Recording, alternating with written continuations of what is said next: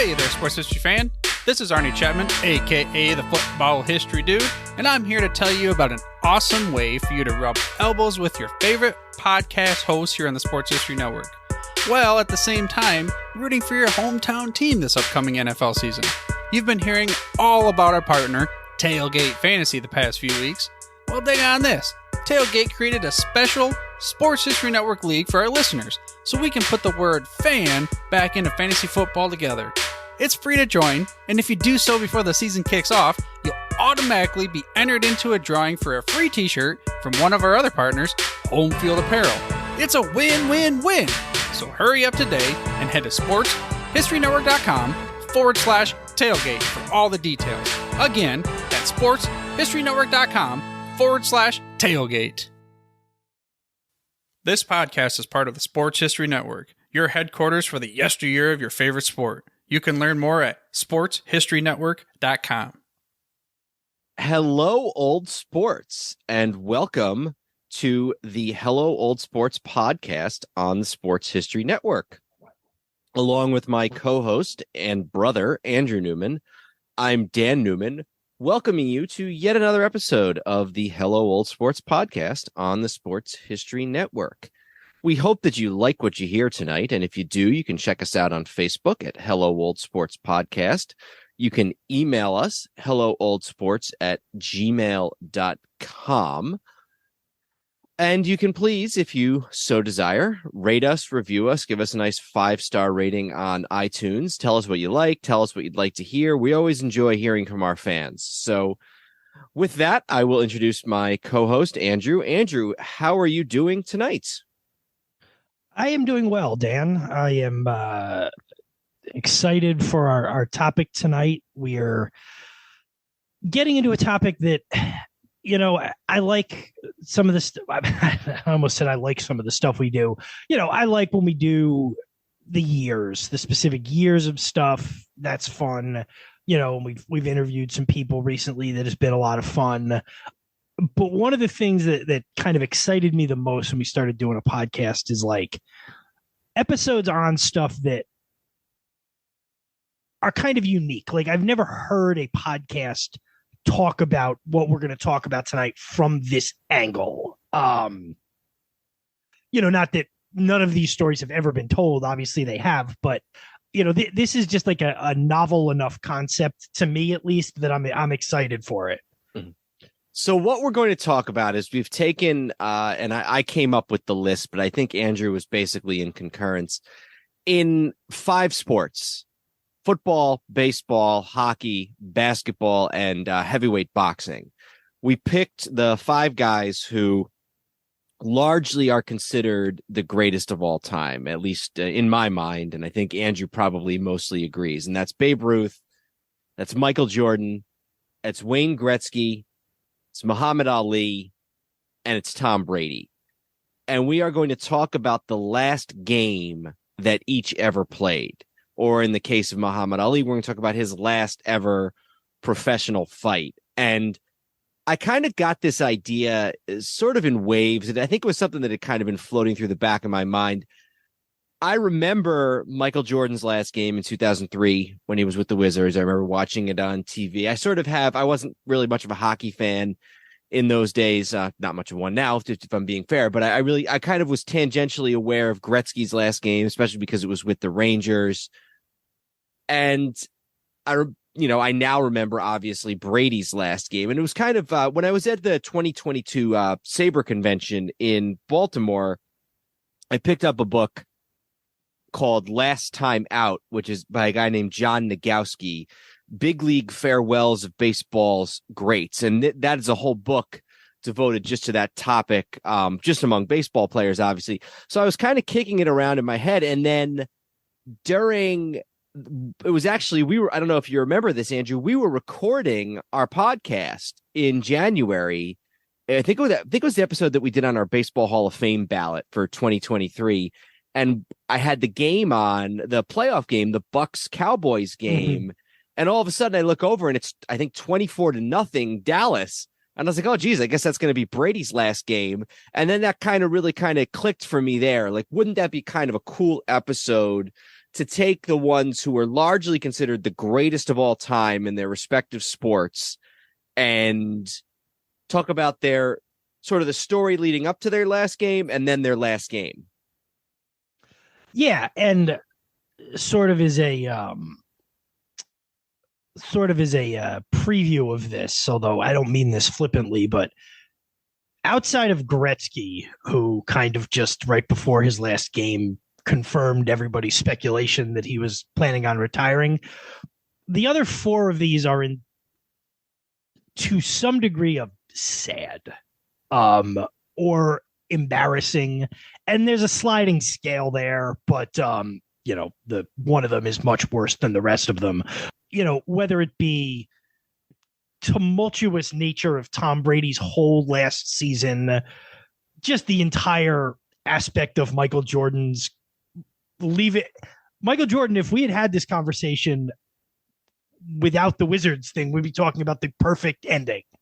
And instead we're talking about, really his whole tenure with the Wizards was not good in any regard. Ruth, who we'll talk about, was bad, and then Ali's is the worst of all of them, which we'll touch on. So it's, we'll try to do justice to sort of the lead up to all of these, but I think it underscores the point that with very, very few exceptions, nobody goes out when they should, or when it would be the best.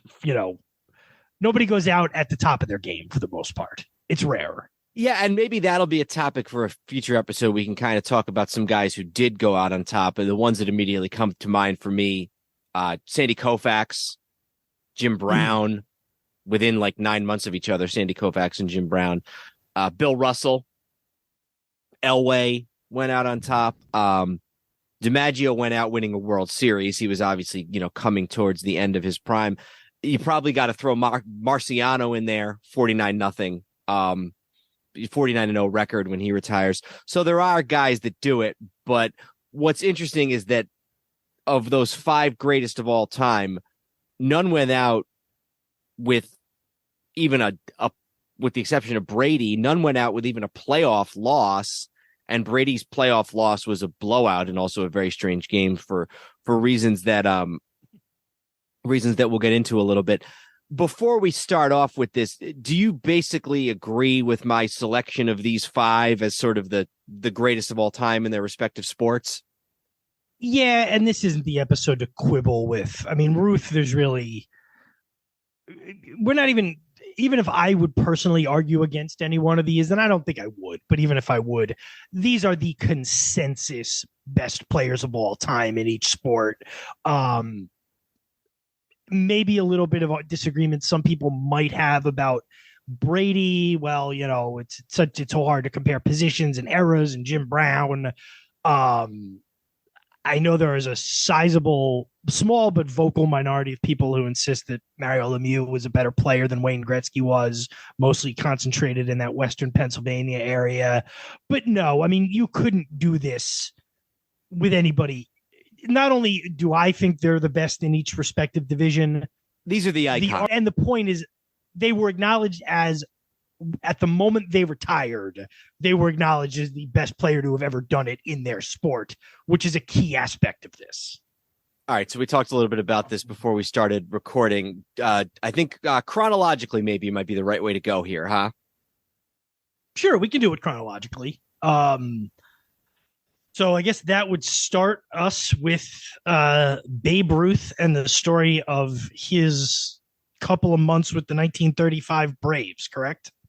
Yep, and his last game, May 30th, 1935, versus the Philadelphia Phillies at, I guess, would that have been the Baker Bowl at that point in Philadelphia? I think by 35 they were full-time to Shibe Park, but I could be wrong. I'd have to check that. I'll check that now, but if you want to just introduce it a little bit.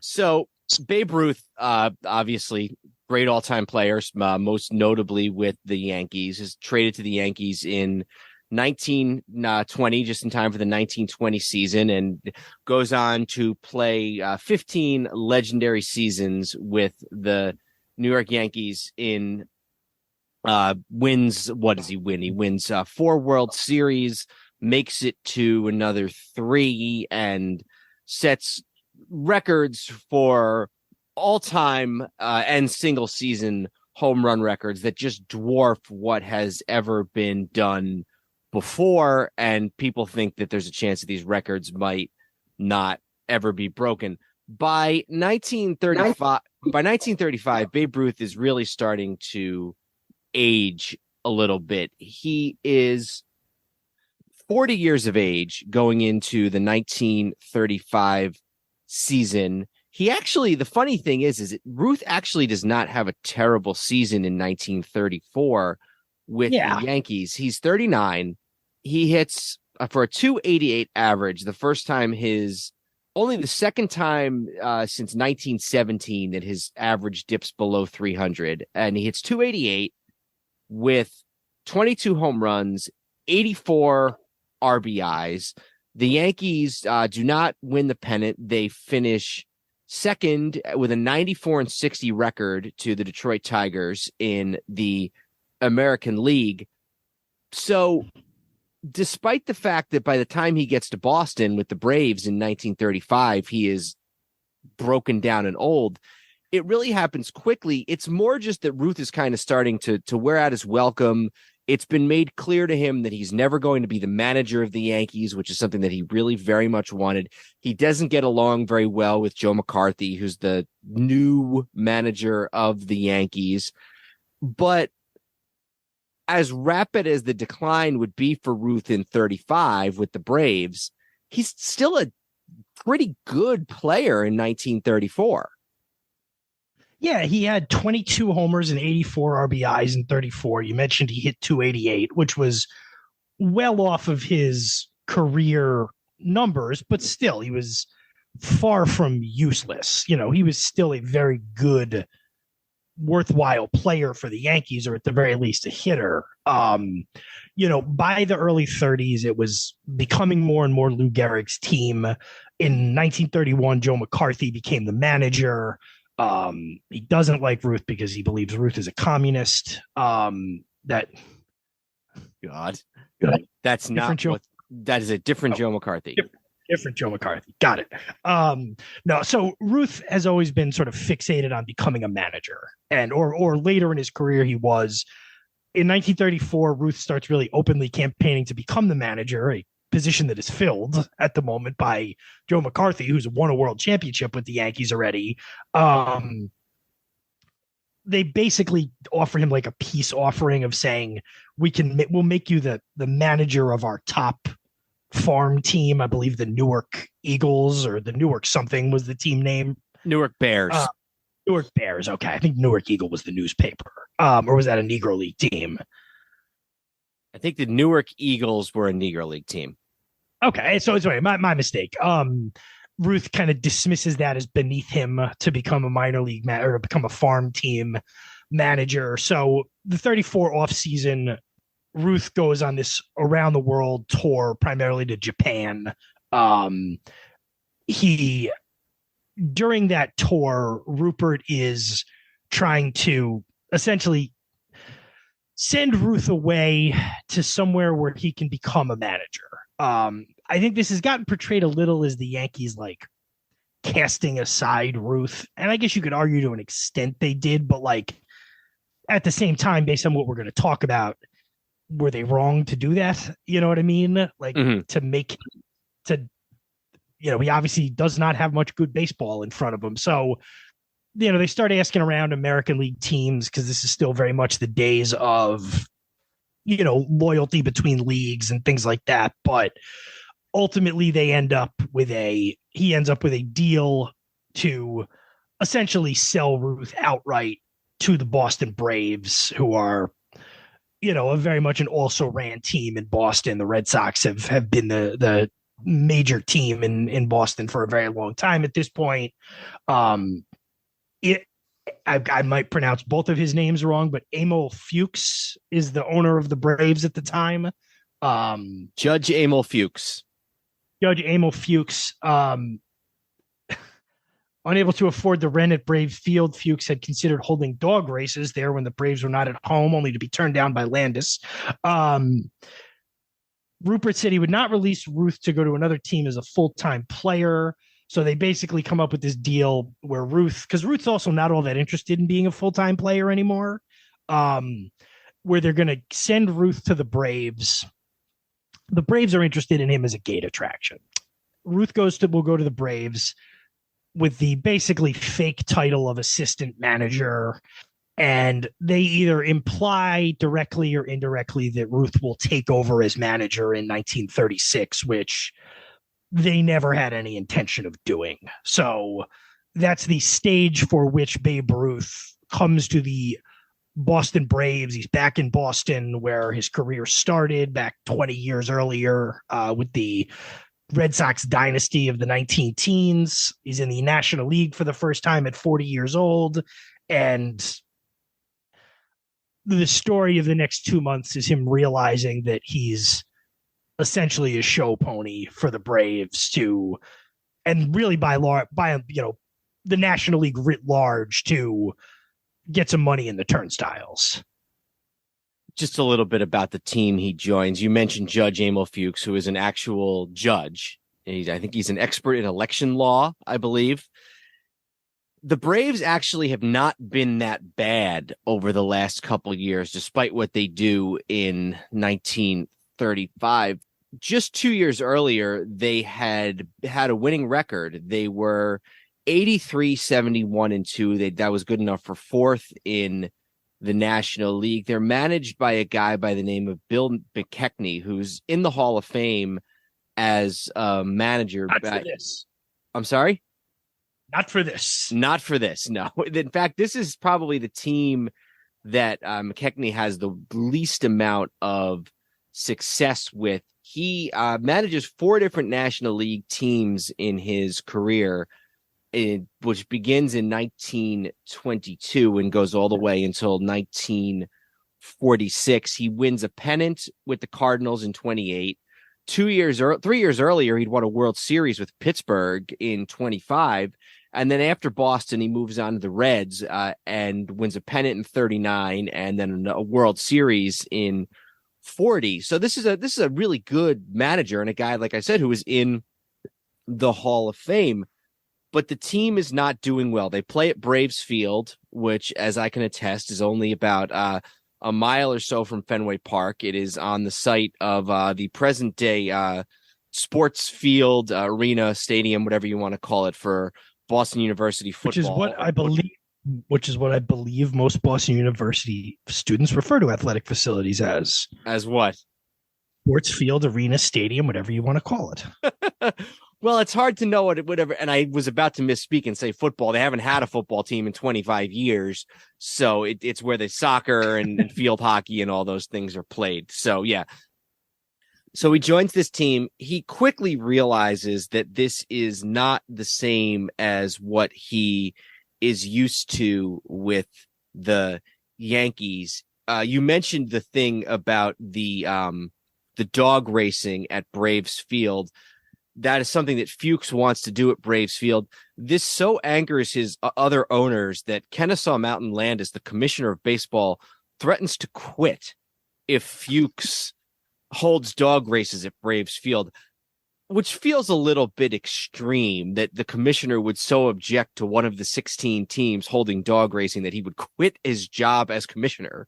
But let's just go down this road, which is a brief detour, admittedly. Let's just go down this road a little bit real quick. Hypothetically, Kennesaw Mountain Landis quits in 1934 because of the Braves owner hosting dog races at Braves Field.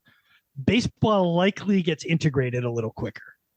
And the history of baseball is different because Kennesaw Mountain Landis quits over dog racing at Braves Field. Yeah, and there are different interpretations as to just how much of a role Landis played in maintaining the color line in that last decade or so, but most people believe that he was at least somewhat of a culprit. So you're right. It would have been funny if dog racing had forced baseball to, or caused baseball to tear down the color barrier a year or 10 years or so early. Absolutely. One of the other things that happens is early on, I don't know whether this is in spring training or in the beginning of the season, but Ruth comes into the locker room and he sees about 24 baseballs on a table by his locker. And he says something along the lines of, do I really have to sign all of these balls, all 24 of these balls? And somebody says to him, they said, no, babe, those are all the balls we have to play with. Is those 24 baseballs. So it's a little bit different from the New York Yankees, the Braves in 1935. They haven't won a pennant in 20 years, 21 years actually, since the 1914 Miracle Braves. That team obviously is largely gone, although one of Ruth's teammates is a guy by the name of Rabbit Moranville, who we actually talked about a little bit a couple episodes ago when we did our all-time teams. He, having already been retired for a year, rejoins the Braves for 23 games at 43 years of age in the 1935 season. So there are not one but two aging Hall of Famers on the Boston Braves in 1935. And I just want to tell another really little quick story here about Rabbit Moranville, who probably because he's 43 is injured. He has a broken leg and his leg had to be rebroken because the bone hadn't been set properly original. And so in order to rehab, do you know what he does to rehab his injury? No. He dances. I didn't have anybody to dance with, he told a sports writer, so I danced alone. People used to come into the house, look at me, and go away shaking their heads. They thought I was nuts, but all the while I was getting my leg in shape. So I believe that's still what they do today. So just a little bit of the atmosphere of what is going on with the Braves as the 1935 National League season begins. And with the exception really of one day, it's sort of an unmitigated disaster for Babe Ruth. Well, 2 days. He does hit 2 home runs, or he has a 2-run home run on opening day and makes a nice play in the field. So that's the season starts off on a positive note. But, you know, other than that, Ruth is old. He can't really he really can't play the field. You know, they've got him primarily in left field, and he's towards the end, he's so bad that 3 Boston Braves pitchers, and I got to be honest, when I 3 Boston Braves pitchers basically said, we're not going to pitch unless he's no longer in the I'm not going to pitch if he's in the outfield, which, you know, there's a little part of me that it's easy to sort of take that story as Ruth was so old, but I got to be honest, those 3 pitchers pitching for one of the worst teams in baseball can stick it in their ear too. You really going to have that big of a problem with Babe Ruth? It's not like, hey, we're trying to win a pennant here. I don't know. Again, yes, obviously I understand the frustration, but who the hell were these guys? You know what I mean? So, he really couldn't play the field. He couldn't run the bases. And, remember, this is the 30s. So there's no designated hitter. There's not really a lot of defensive platooning and that sort of thing. And they want him in the lineup every day for attendance. So they want to at least, have the thought that he'll be in the lineup every day. So he's aged in dog years. Forget about what he looked like in 1923 or 1927. Even compared to the guy from the year before, he's aged as a player dramatically in that 8 months since his last at bat with the Yankees.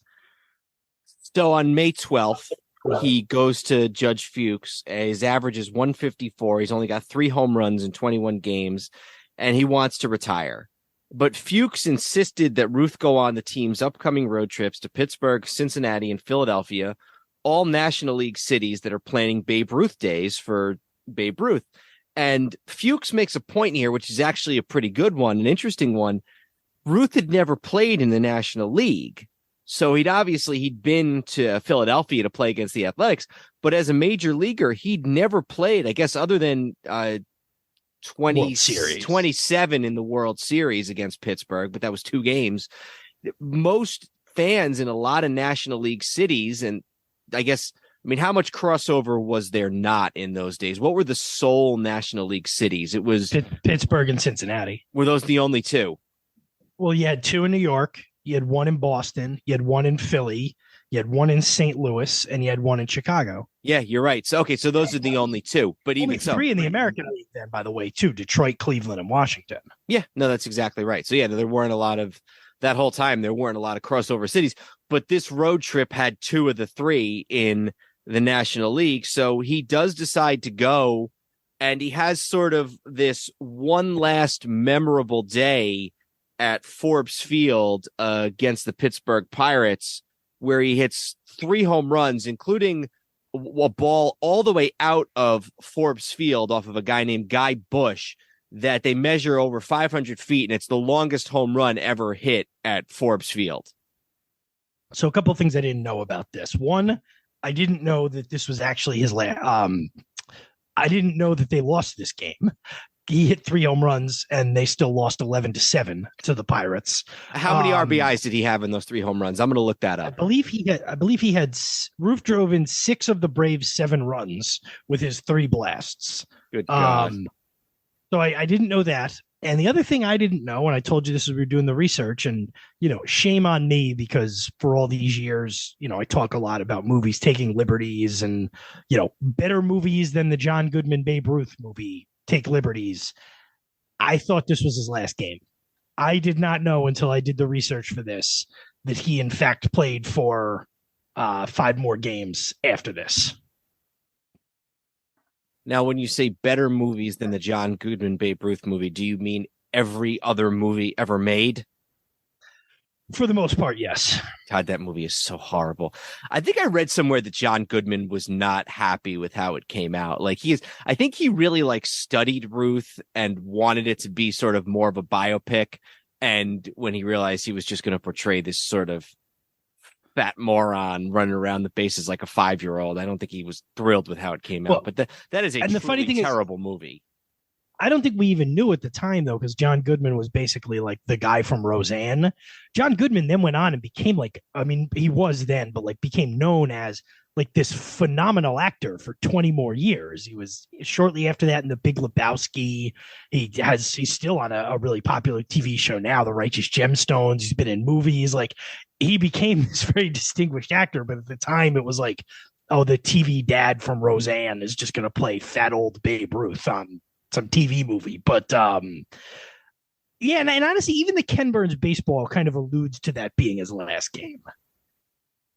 Yeah, a little bit. They don't necessarily make clear that there was more, and there was more. That game takes place on May the 25th, and Ruth, he keeps going. He plays a complete game on May 26th, a loss. A pinch hits on May 27th, a loss. Well, on the 26th, he pulls a muscle. So okay. He pulls a muscle playing the outfield on May 26th. He pinch hit the following day, and then on the 27th, he started in left field, and that was the game that – were you going to talk about what happened in that game? Go ahead. So, and this I'm reading from a Sabre article. Let's see who it was written by, just so I can credit them. Thomas J. Brown Jr. Ruth, in that game, Ruth endured possibly the worst experience of his career. Every Reds batter purposely hit the ball to left field in the 5th inning. Ruth, hampered by his muscle strain, was unable to field the ball, and the Reds scored 5 runs. When the inning finally ended, Ruth went to the clubhouse, not the dugout, as fans heckled him. On the way, he picked up a small boy and hugged him before leaving the field. And that's a Sabre article, so I'm going to give it a little more credence than if I found it on somebody's blog. I agree. So, you got a guy who 3 days earlier is penning this final coda of he had one last great day. He hits 3 home runs. And now they're hitting the ball directly at him, and it's working to the point where he just goes into the clubhouse after the inning instead of going back into the dugout. And which game is that? That's against Cincinnati. That's the last game of the Cincinnati series on the 27th. Braves lose that one. 28th, excuse me. 28th. Braves lose that one 13-4. That is their 1, 2, 3, 4, 5, sixth loss in a row. They actually win the next day. Ruth, four plate appearances, has a hit and 2 walks. So not. I don't think he had a. I think he had just 2 walks. They score a run, maybe. Is that what you're looking at? You're right. I'm sorry. I was looking at it. I was looking at it crooked a little bit. Yeah, walks twice and scores a run. Because that's home run number 714 was the last hit of his career. So that brings us to May 30th. Braves at Phillies. Jim Bivin starting for the Phillies. Ruth was penciled in as the starting left fielder. First game of a Memorial Day doubleheader. Yep. First inning, he grounds out to Dolph Camilli at first. Took the field in the bottom of the first. A ball dropped in front of him when he couldn't run to catch it. Then there was another fly ball to left, which he failed to catch. The ball rolled past him to the wall. Ruth finally caught up to the ball and threw it to the relay man.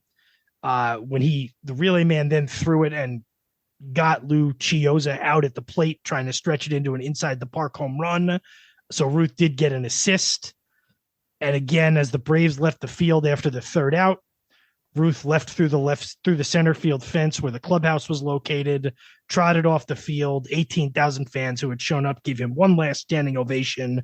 No one at the Baker Bowl suspected that Ruth would announce his retirement 3 days later.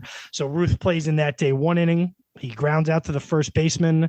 I don't know if there were officially errors, but he has 2 balls drop in the outfield, manages to get one in time before it becomes an inside the park home run, and sort of, I would say symbolically, but he did it a few days earlier too, just leaves and heads into the clubhouse, and that's it for the playing career of Babe Ruth. So he does stick around for a few more days. He wants to go to New York to a party to celebrate the maiden voyage of an ocean liner known as the Normandy, and that's Normandy with an I-E, Normandie.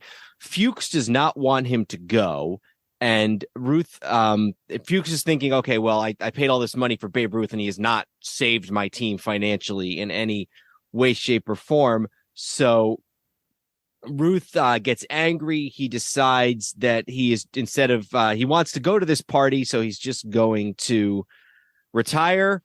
He later says that Fuchs is a double crosser. He would double cross a hot cross bun.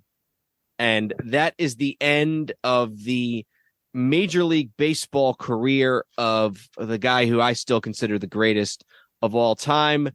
Ruth's departure does not do much to improve the Braves. They ended up finishing with a 38-115 record. That is the worst record in Major League Baseball for almost 3 decades, until a little team known as the 1962 New York Mets. By which point the Braves have moved to Milwaukee and would soon after that move again to Atlanta.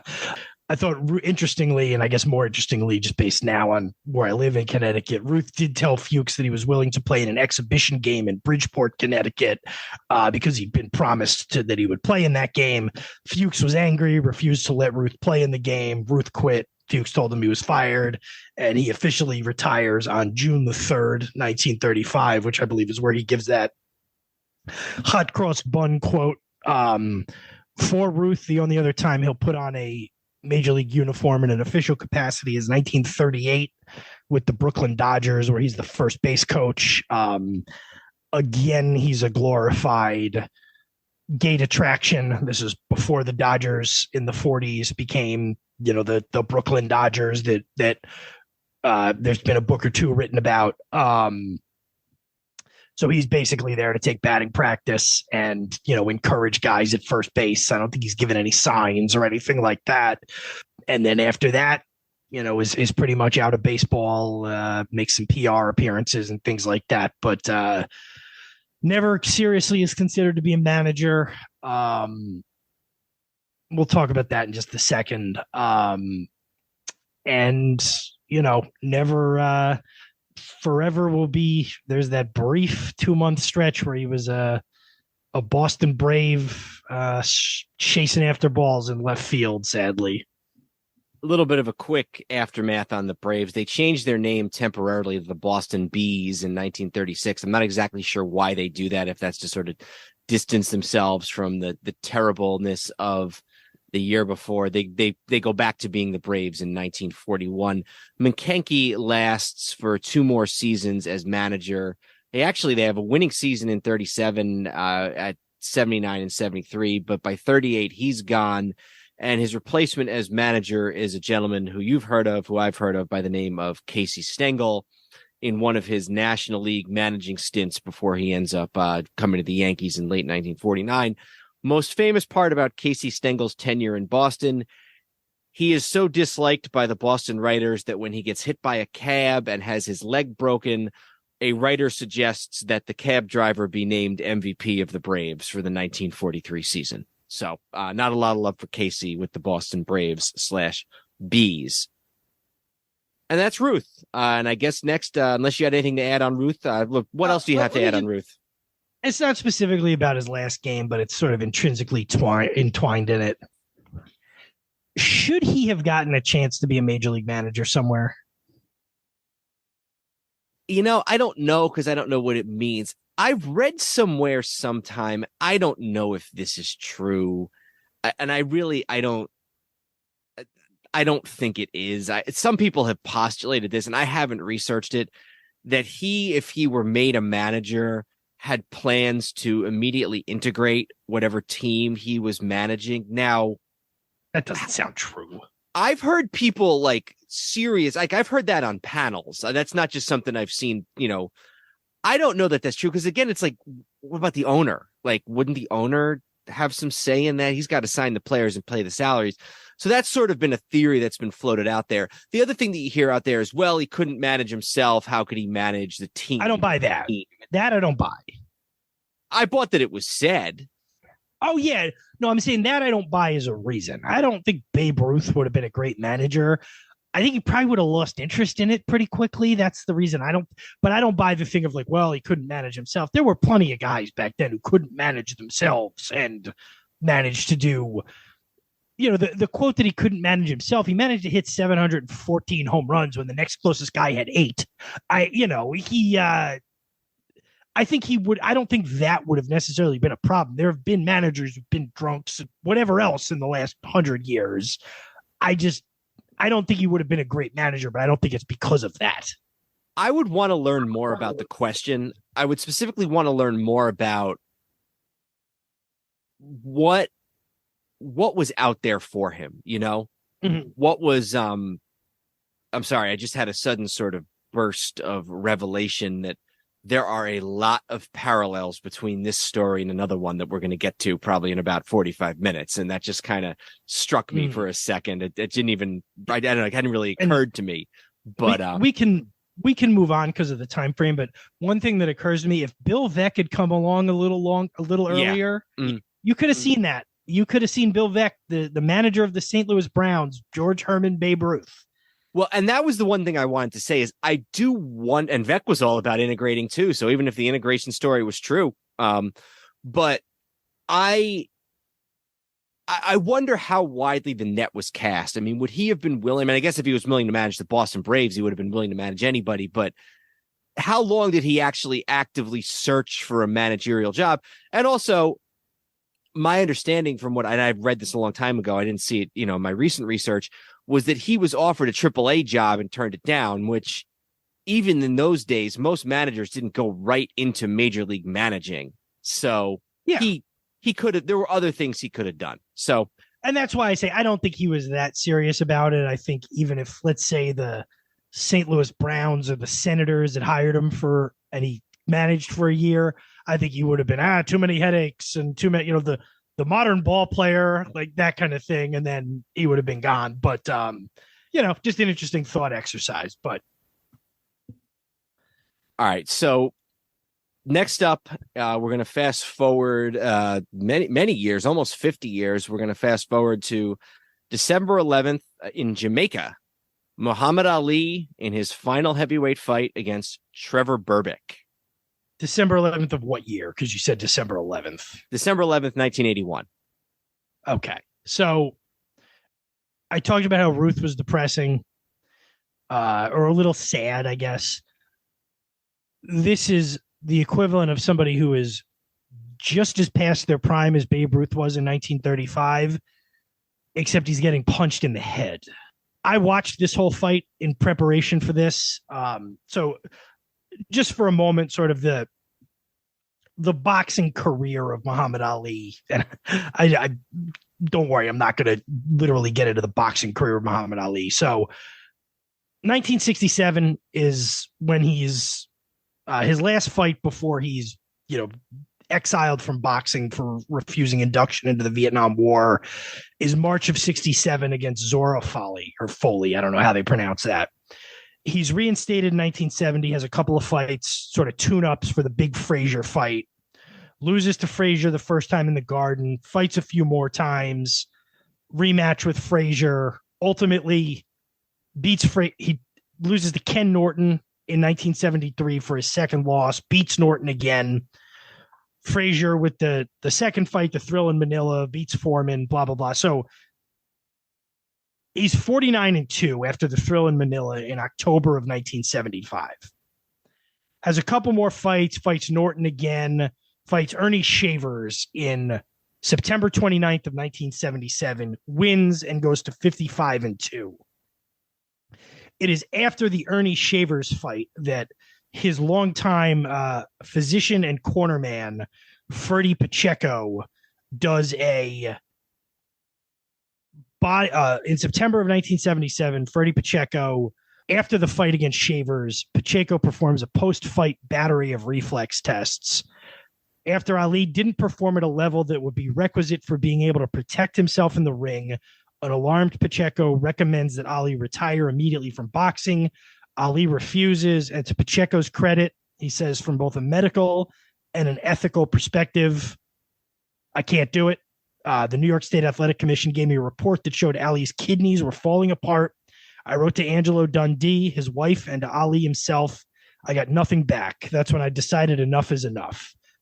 They remained friends. He didn't disown Ali. He just told him, I can't do this anymore. I guess he'd been having his reservations about Ali continuing to fight since the Thrill in Manila. Ali fights his next two fights. Sorry, go ahead. I just should mention, by the way, this fight, it's not in Jamaica. It's in the Bahamas. It's known as the Drama in Bahama. And I apologize, but you'll get to that, I'm sure. So I'm going to go. So he fights two more times. He fights Leon Spinks his next two fights after the Shavers fights. He loses by a split decision to Spinks in February of 78. Then he beats Spinks by unanimous decision in September of 78. Okay. He's clearly fought for a little too long there, but those are both reasonable fights. Ali then doesn't fight for 2 more years. In October 2nd of 1980, he fights Larry Holmes, who's taken over the heavyweight boxing division. One of the early 30 for 30s is on this fight. It's excellent. They had sort of what you would consider now when they do the 24/7 coverage of the fighters' camps and stuff. They do this for this fight.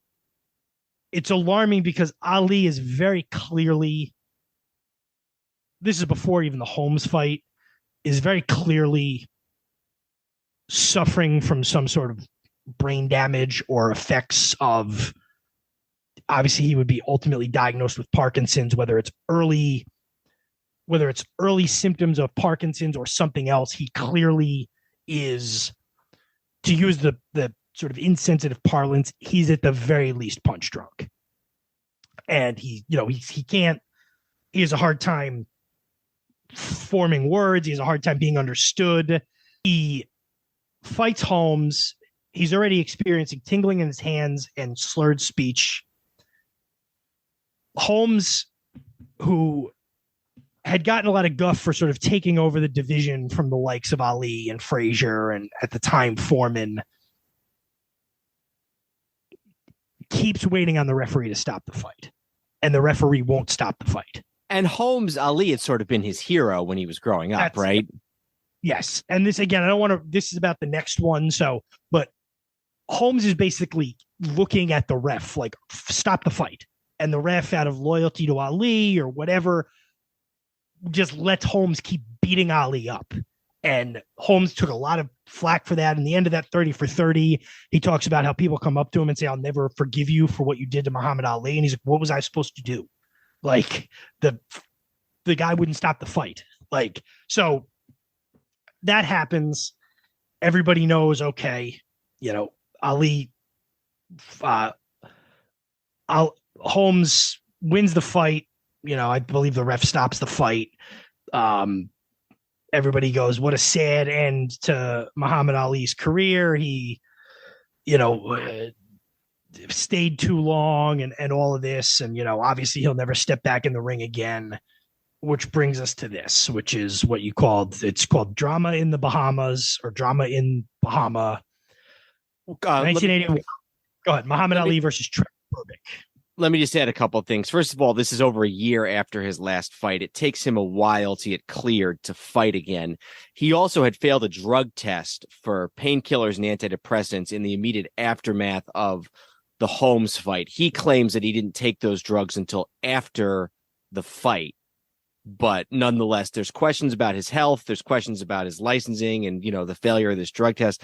So it takes over a year until he's able to get this fight set up against Berbick. He's hoping that, and it's hard with Ali because you don't know whether he actually believes these things or whether he just says these things, but he actually thinks that if he wins this fight, he might have a title bid for the WBA championship against Mike Weaver, is the guy's name who holds that belt at the time.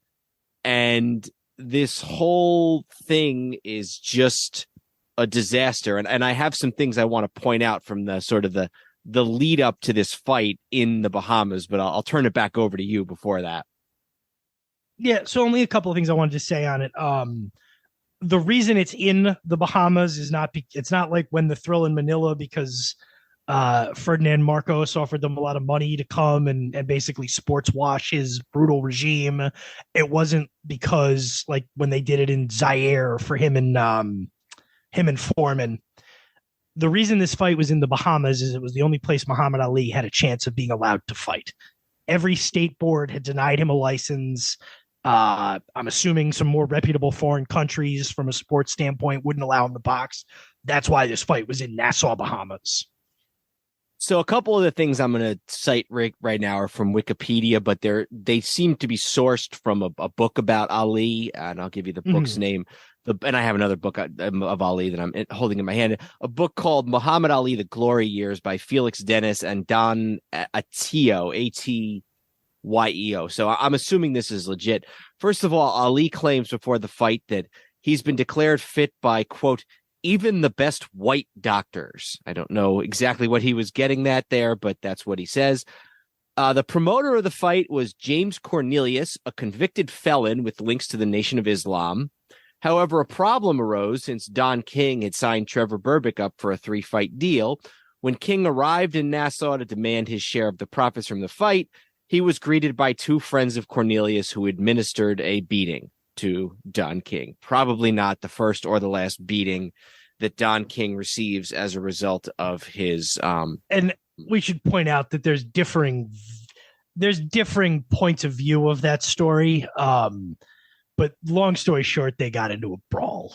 And I guess Don Cornelius the problem is you go like, well, this guy, Don Cornelius, doesn't seem real reputable. And neither does Don King. So the fact that 2 guys who thought they had a claim to the promotion of this fight ended up getting into essentially an assault situation should show you sort of we've come a long way from March of 71 at the Garden with Howard Cosell and. Yeah, exactly. So, and it's kind of, we talked about this way back in one of our first few episodes. We did a really good, fun, probably still one of the episodes every once in a while when I'm out walking the dog or something like that, and I want to listen to one of our old episodes for a few minutes. Our 2-parter on the heavyweight championship, boxing heavyweight championship, is one of the ones I pull up the most often. So if you want more about Ali's career and all this stuff, and the sort of the fact that Ali sort of comes up in the sort of the black and white, fights on broadcast TV club era, all the way up through the 70s and the super fights, and then ends in the early 80s with HBO and sketchy. There have always been sketchy promoters, but Don King and fights in foreign countries and all that type of thing. There's some interesting guys on the undercard here. Ernie Shavers, the aforementioned Ernie Shavers, fights on this card.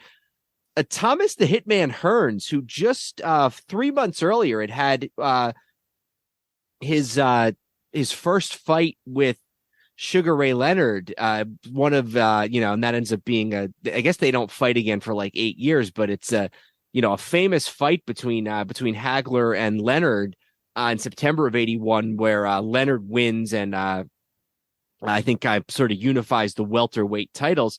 He's on the card, so there are some attractions on this whole thing other than the Ali Berbick fight, but none of it goes particularly well. There's an author who some folks might have heard of by the name of Jonathan Eig, who's written a few good sports books. He wrote a really good book on Jackie Robinson's first season that I used in our 47 World Series episode.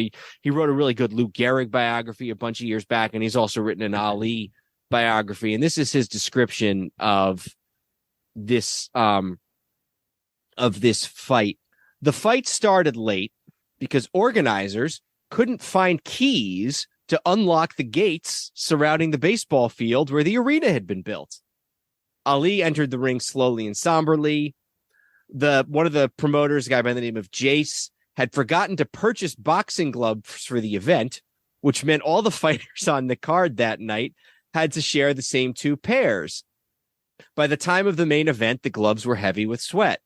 Cornelius, the guy whose friends beat up Don King, had also failed to arrange for a proper bell at ringside, so the timekeeper struck a cowbell with a hammer to signal the start of Muhammad Ali's final fight. And by the way, you can tell that in the fight. It's not. Oh, like, really? You can tell it's a cowbell. Like it doesn't sound like a boxing ring bell. Ali weighed 236 pounds, almost 20 more pounds than he had weighed against Holmes. He had promised to dance for 10 rounds, but he abandoned the notion immediately and showed almost no fancy footwork. Ali actually, from what I read and what I studied, he actually seems to fight a little better in this fight maybe than in the Holmes fight, although that's not a high bar to jump. Yeah, so a couple other things that I have a quote here. Eddie Futch, who is most famous in Muhammad Ali's career for being Joe Frazier's corner man and the one who stopped the Thrill in Manila before the 15th round when he realized that Joe Frazier essentially couldn't see, even though he might have been winning the fight. He said, this is the worst I've ever been in, said the 70-year-old boxing veteran. They were consistent. They did everything wrong all the way through. And then Greg Page said, I've never seen a promotion this bad. Whoever's putting this show on is crazy. So you mentioned one thing I thought that was interesting too is, this is Muhammad Ali. The fight's on cable television in 1981, which means it's available to about 3 million Americans. Available, not watched by 3 million Americans, available and on closed circuit, which again, this is Muhammad Ali. This is the era of fights on HBO or AB, and just exiting the era of fights on ABC and, network television. And Muhammad Ali's last fight is on 1981 era cable television. So I have a couple of notes from the fight. And you said he looks the reason he holds his own a little bit better in this fight is because Trevor Berbick stinks. Trevor Berbick is not a good fighter. Larry Holmes was the heavyweight champion of the world, the best heavyweight boxer in the world. I found a quote that basically said, like, Trevor Berbick is clearly a guy who, let me see if I can find the exact quote, but this is from sports writer Hugh McIlvaney, said, Berbick is the kind of lumbering, slow-armed swinger Ali would have first embarrassed and then demolished in his dazzling prime. To see Ali lose to such a moderate fighter in such a grubby context was like watching a king riding into permanent exile on the back of a garbage truck. The one blessing was that he was steadily exhausted rather than violently hurt by the experience. So I'll just give you a couple of notes because I took notes the whole fight, but I'm not going to say like, oh, and in the third round, whatever. At the beginning of the fight, the color announcers, and these are the color commentators for the fight they're about to call, was talking about the crowd, and he said, they know deep down in their hearts that Ali shouldn't be in there. By the third round, he's holding. He's not, Berbick is no great shakes. In the fourth round, one of the announcers says, I'm very concerned, but they're still trying to talk themselves into it. Like, oh, Ali's holding his own, even though it's clear by the fifth or sixth round that he may be able to finish the fight. He's not going to mount any serious kind of a threat. I wrote down that in the sixth round, they showed John Travolta in the crowd. Going between the ninth and the 10th round, the announcers say, win, lose, or draw here. I hope he doesn't fight again. So they know what they're seeing there. And like I said, this isn't as violently humiliating as the Berbick or as the Holmes fight, but he's in there with a boxer of very moderate means in the equivalent of boxing Siberia. The Bahamas was not a boxing hotbed for fights of this magnitude. He loses by unanimous decision. It's not a particularly close unanimous decision. The one thing I did think was interesting was his previous fight was judged on the 10-point must system, and this fight wasn't. I thought once they switched over to the 10-point must system, they stayed with the 10-point must system, but they obviously didn't here. So long story short, Ali is never a serious threat to win this fight. Berbick is never a serious threat to humiliate him or brutalize him the way Muhammad Ali or the way Larry Holmes did. But he's clearly, Muhammad Ali is posing no threat to Trevor Berbick in this fight. After the fight, Ali says, I think I'm finished. And this is from Sports Illustrated. I think I'm finished. I know it's the end. I'm not crazy. After Holmes, I had excuses. I was too light, didn't breathe right. No excuses this time. He says, I'm happy. I'm still pretty. I could have a black eye, broken teeth, split lips. I think I came out all right for an old man. I didn't get knocked out, didn't get knocked down. I lost, but I lost honorably. Now, obviously, in later years, the impacts of probably these fights more than his whole career, but obviously the longer he held on, the more punishment he took, it becomes clear that Muhammad Ali is not okay. And that sticks with him for the rest of his life until he passes away in 2016. So, yeah, another sort of ignominious end to a great career. And again, I'm not trying to be funny by this, but so about 3 years later, 3.5 years after this, he's advertised as the guest referee for the main event of the first WrestleMania. And throughout the entire promotion of this in February and March of 1985, he's advertised that he's going to be the guest referee of the fight. The main event's a tag team match with Hulk Hogan and Mr. T against two wrestlers, Roddy Piper and Paul Orndorff. That night, suddenly he's the referee on the outside of the ring. And, for years, I guess people didn't really think too much about it. And what happened that night was they were going over some things with him, and one of the WWF officials kind of said, this guy can't do this. This guy's not able to handle what we need him to do here tonight. So they were like, okay, just stand on the outside, and when we tell you to do something, do it. And that was just 3 years after his last fight. So I was young enough, I was born in 1986. I don't remember Muhammad Ali other than what he was in the 1990s and beyond, which was, early on, you could kind of make out some things he would say, although he wouldn't talk too much. But, the shaking and the sort of look on his face. And obviously that got worse as years went on. But the fact that people who knew him at the time were saying that he shouldn't be in the ring because of this stuff, it's hard to then go, oh, it had nothing to do with his boxing career. Yeah. So I didn't realize that they wanted Ali to be they thought Ali was going to be the in-ring ref right up until that day. If you watch, and again, the normal caveat with professional wrestling is a lot of these things are stories, but every commercial for that is special referee Muhammad Ali. And then according to the story, and the guy who ended up being the referee for the fight that night, Pat Patterson, that day was going over some things with him, and he just was like, this guy's not getting it. Like, we can't do this.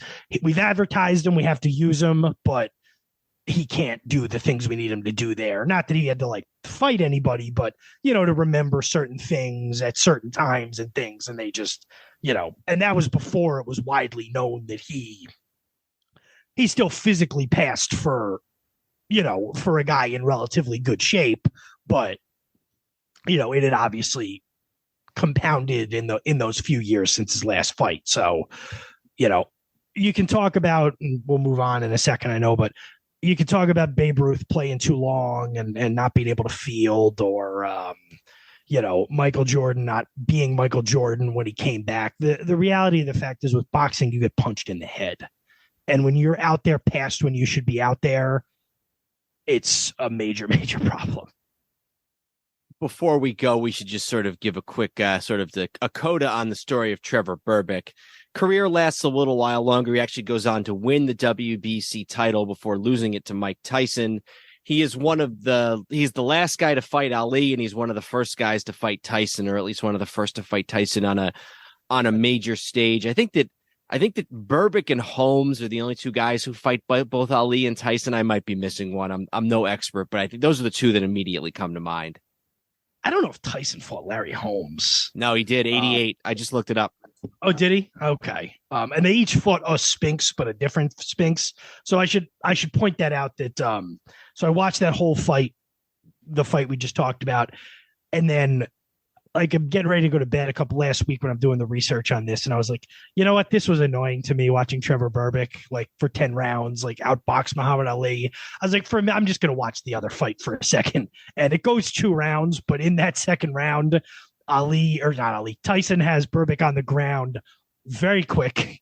And that's the end of the fight. And I keep saying Ali, Tyson takes the heavyweight championship. So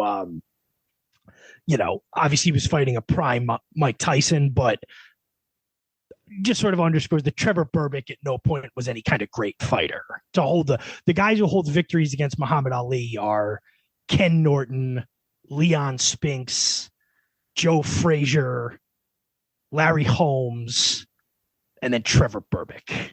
And that's kind of frustrating. All right. So we're up to number 3 here. We're going to move on to April 18th, 1997, Madison Square Garden, Pittsburgh Penguins against the New York Rangers. Wayne Gretzky's final game in the National Hockey League. And of the 5, sort of like you said, this is probably kind of the best story. Now, the Rangers are out of it. They're out of the playoffs.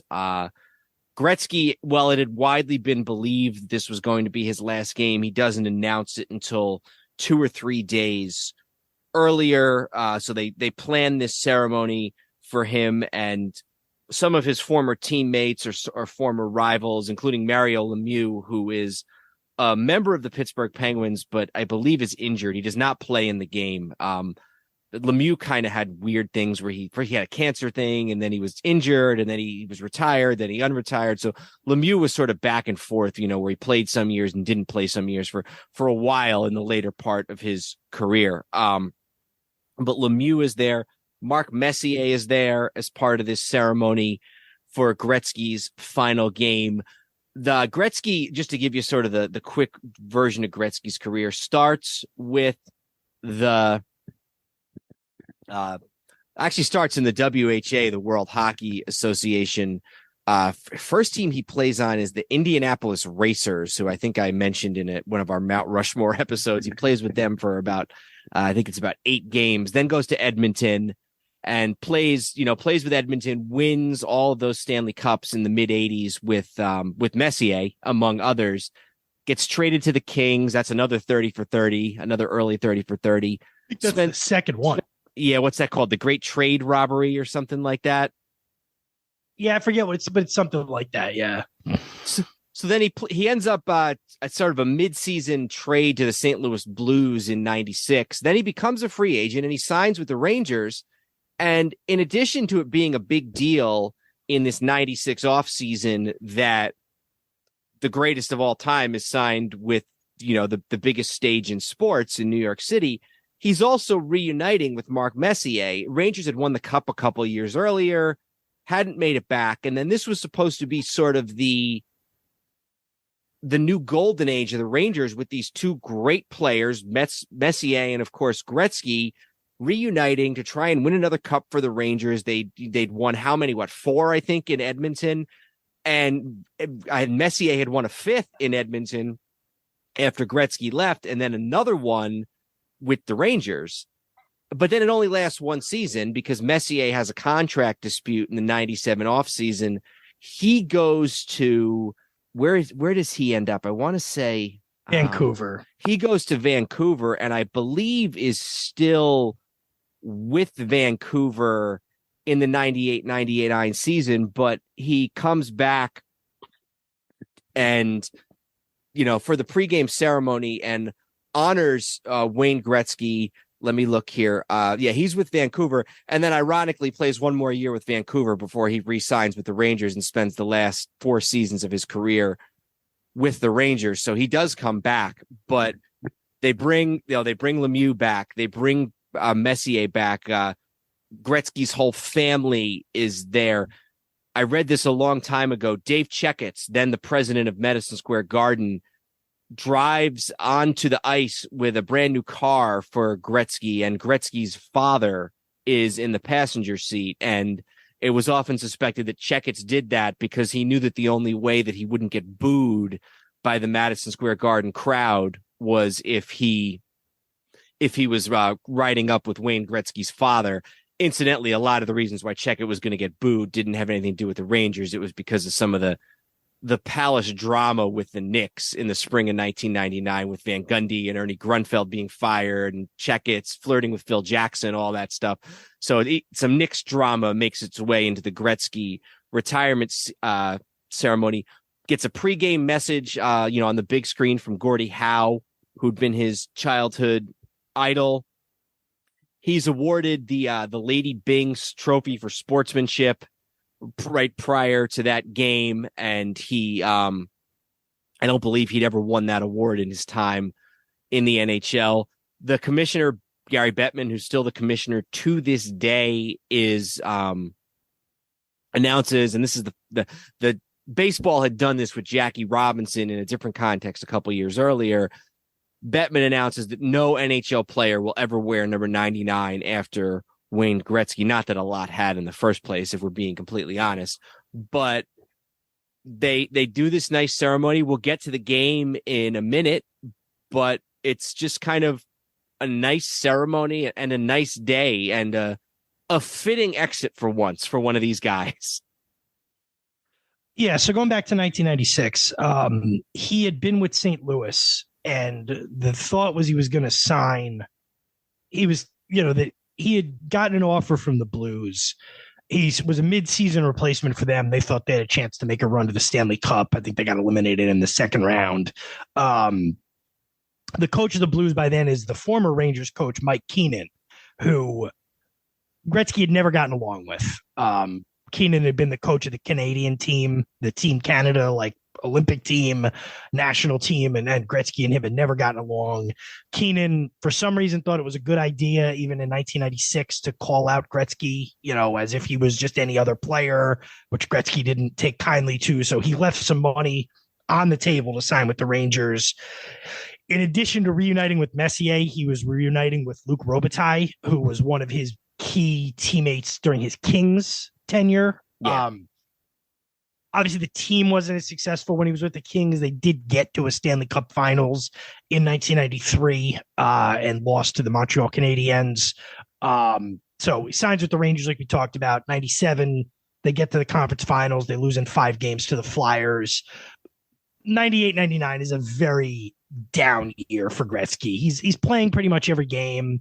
He's only got 7 goals. So I think it said it's the first time in his career where he's averaging less than a point a game, or close to the first time in a very long time in his career. And all year, there's kind of this thing of like, he's going to retire, but he won't confirm the rumors. They play game 81 of the year, which is the last game he's going to play in Canada. And then he announces, yes, now who knows when he made up his mind, but he announces before that game that, yes, this will be my last game. I am going to retire after the Penguin game. Interesting thing, I thought he talks about how he drove to the game with his dad, and his dad was kind of telling him, you still might have some left in you, that kind of thing. And he talked about how it was a nice sort of button to when you're younger and your father drives you to your, youth hockey games or youth whatever game. Yeah.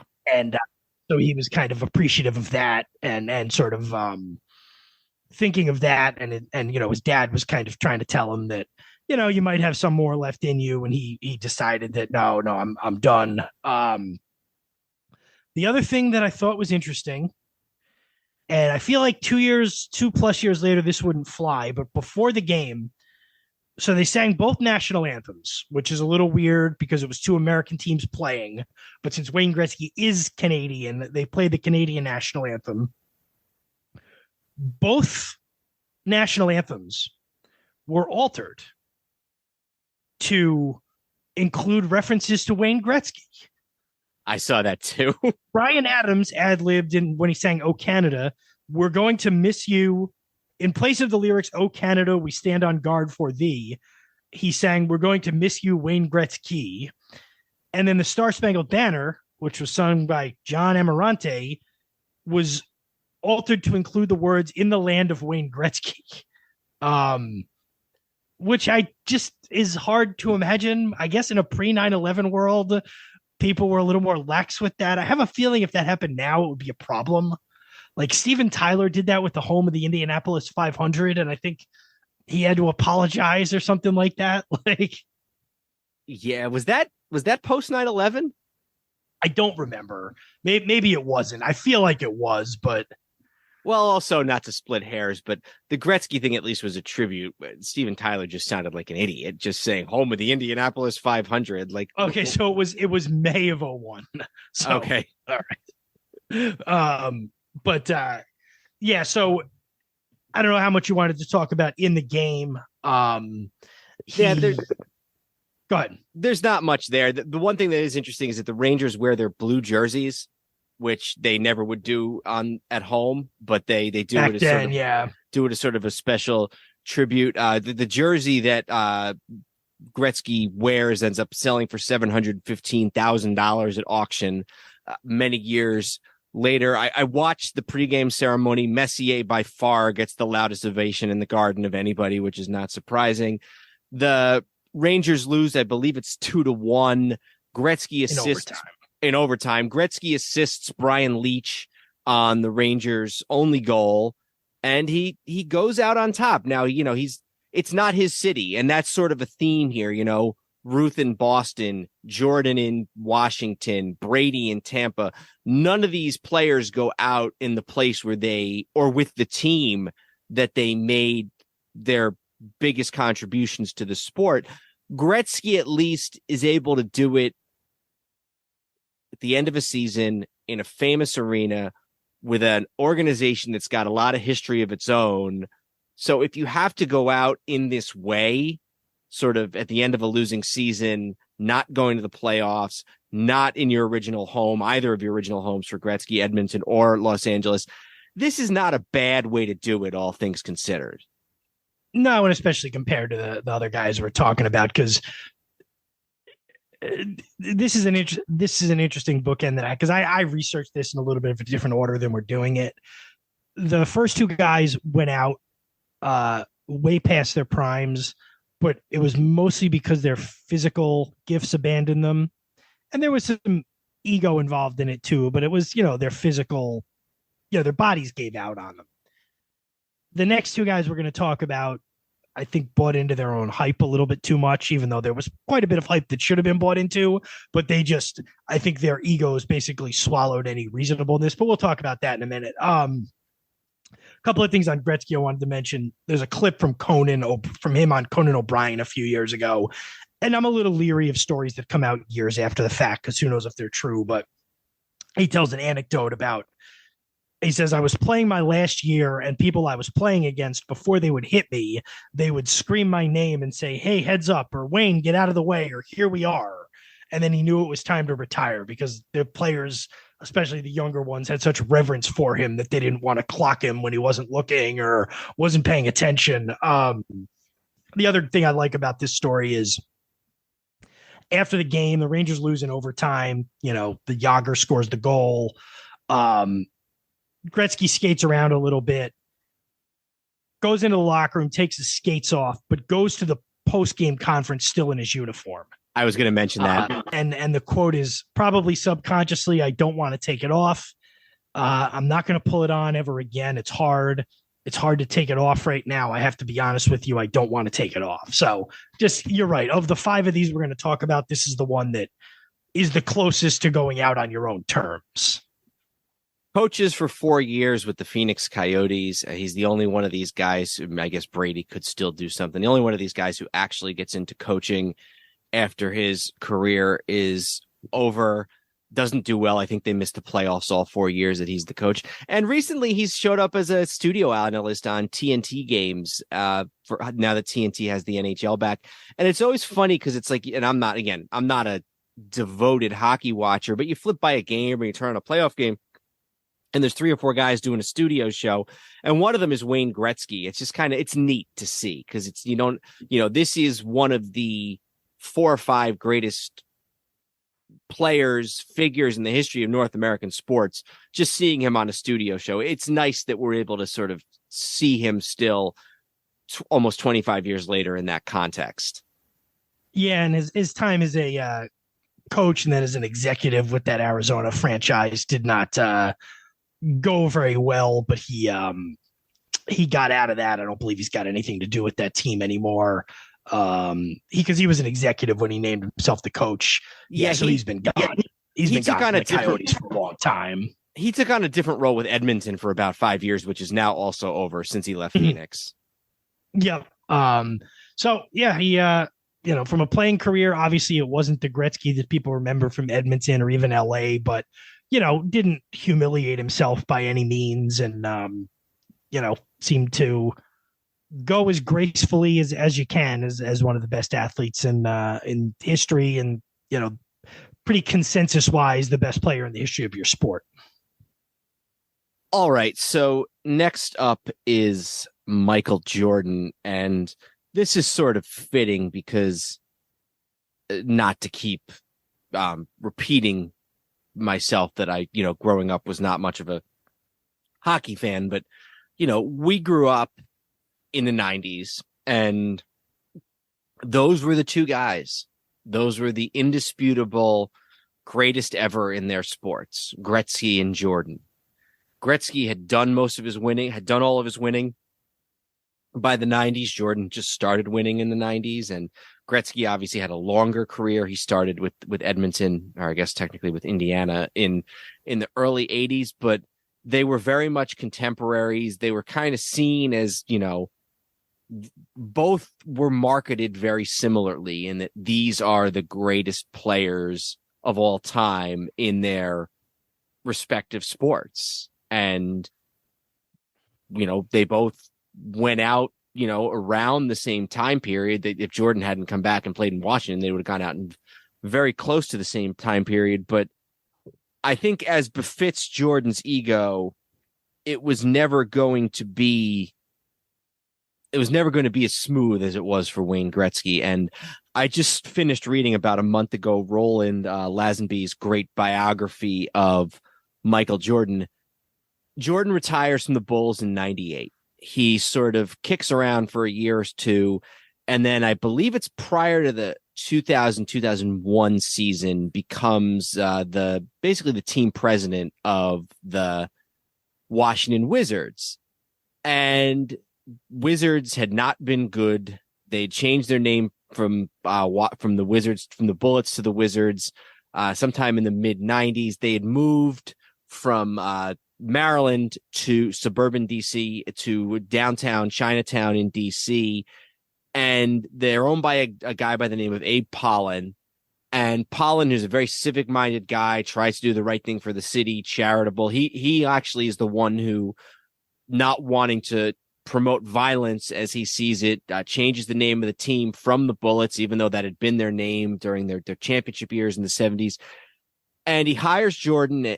And as soon as Jordan comes in as an executive, it's not a good fit. Jordan wants to be in Washington as little as possible. He doesn't want to do anything to market the team in any way. He just wants to be a behind the scenes guy. And he brings in some of his own people who alienate a lot of the Wizards people who have been there a long time. And right about the summer of 2001, Jordan decides that maybe the best thing he can do for his team is to put the uniform back on and play and sort of teach these young guys as a player for 2 years so that they learn. And then, as his belief goes, after those 2 years, retire from the game for good and go back up into the front office. But his approach both to his front office duties and to his playing duties is only bound to alienate people. And by the 2002-2003 season, Pollan has basically made the decision, even though it's not been made public yet, he's made the decision that he's not going to bring Michael Jordan back after Jordan retires as a player. So Jordan as an executive is most famous for using the number one pick in the NBA draft in 2001 on Kwame Brown. For reference, the next couple of picks, Tyson Chandler, who was a perennial all-star, Pau Gasol, who's a Hall of Famer. Really, anybody in the top 10 of this draft would have been better than Kwame Brown. Joe Johnson's also in that draft. Tony Parker, who obviously goes on to be a Hall of Famer. But so that's sort of the legacy of him as executive of the Wizards.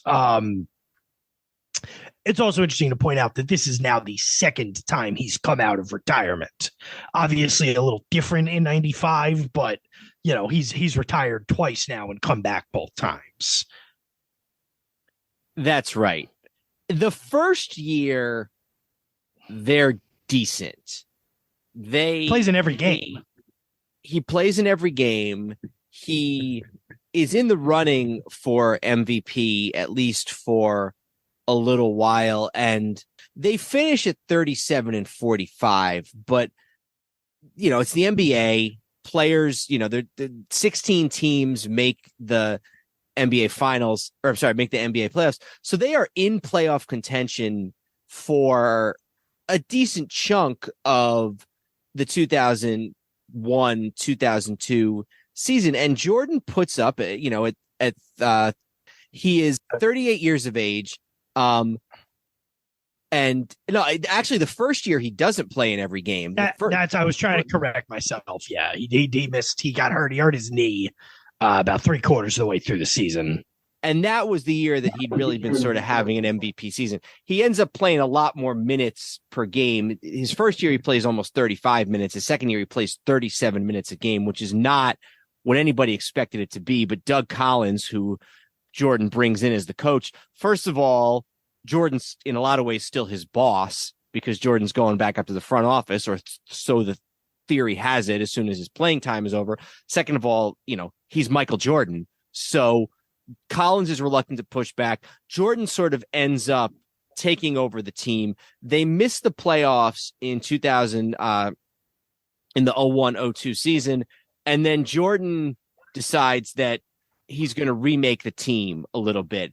And the biggest thing he does is he trades Richard Hamilton, who had later goes on to be a really good player with the Pistons. He trades Hamilton to the Detroit Pistons for Jerry Stackhouse. And The big thing that Stackhouse had was that, like Jordan, Stackhouse was a North Carolina alum. And so he brings back Charles Oakley, who had been his rival with the Knicks, but before that had been his enforcer with the Bulls. So it's a different team that he's trying to build. And you can tell he's trying to make it more of a little bit of a win now type of team. They finish eventually with they did not. No, but they finished with the same exact record, 37-45. And as the season is ending, Jordan is preparing to go back into the front office. One guy says that whatever trust he once had in his teammates, he no longer has.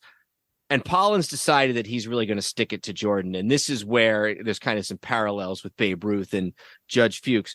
Jerry Krause, who had worked for Abe Pollen with the Bullets many years earlier before going on to be the GM of the Bulls in the 90s and had never really gotten along with Jordan for a variety of reasons, says to Pollen on the phone, he says, "I'm going to F that friend of yours. He's thinking he's effing me. You watch. He doesn't know." And then shortly thereafter, a reporter for the New York Times, a basketball reporter, gets a call from a source who says that Pollen is planning to cut Jordan loose at the end of the season.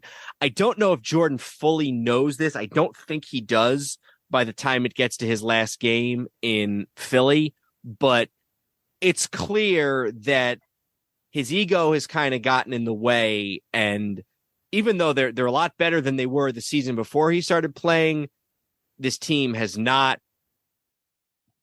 done what everybody was hoping they would do. He's alienated some of his teammates. He's alienated the front office. The Kwame Brown pick is a disaster. And he also essentially cut any chance of that being a success off when he came out of retirement. The Kwame Brown thing? Yeah. I mean, it wasn't going to be a success either way, but he essentially neutered any chance that was going to be a positive development by coming back and assuming control again. And he treats Kwame Brown horribly in practice, name calling and yelling and screaming at him. And I think even to this day, Brown has always sort of said that, Jordan, I don't want to say ruined him, but he wonders what his career would have been like if he hadn't had to endure that abuse from Jordan in his first couple of years. So once they've been eliminated from playoff contention, Stackhouse is injured late in the season, can't play late in the season as they're trying to push for the playoffs. And they end up being eliminated with, I think, about 5 or 6 games to go. And then it's just a question of playing out the string. And that is what they're doing for the last several games of the 02-03 NBA season. So he gets a little bit of a farewell tour because everybody assumes he's gone. He gets a long ovation in Chicago, which is last time playing there. That's when the Heat retire his jersey, which is dumb because he never actually played for the Heat. So it really was silly that they did that. And do you think if they had known that probably the second greatest player of all time was going to join their team and want to wear number 23 and not be able to because they retired it for a guy who never set foot on the court?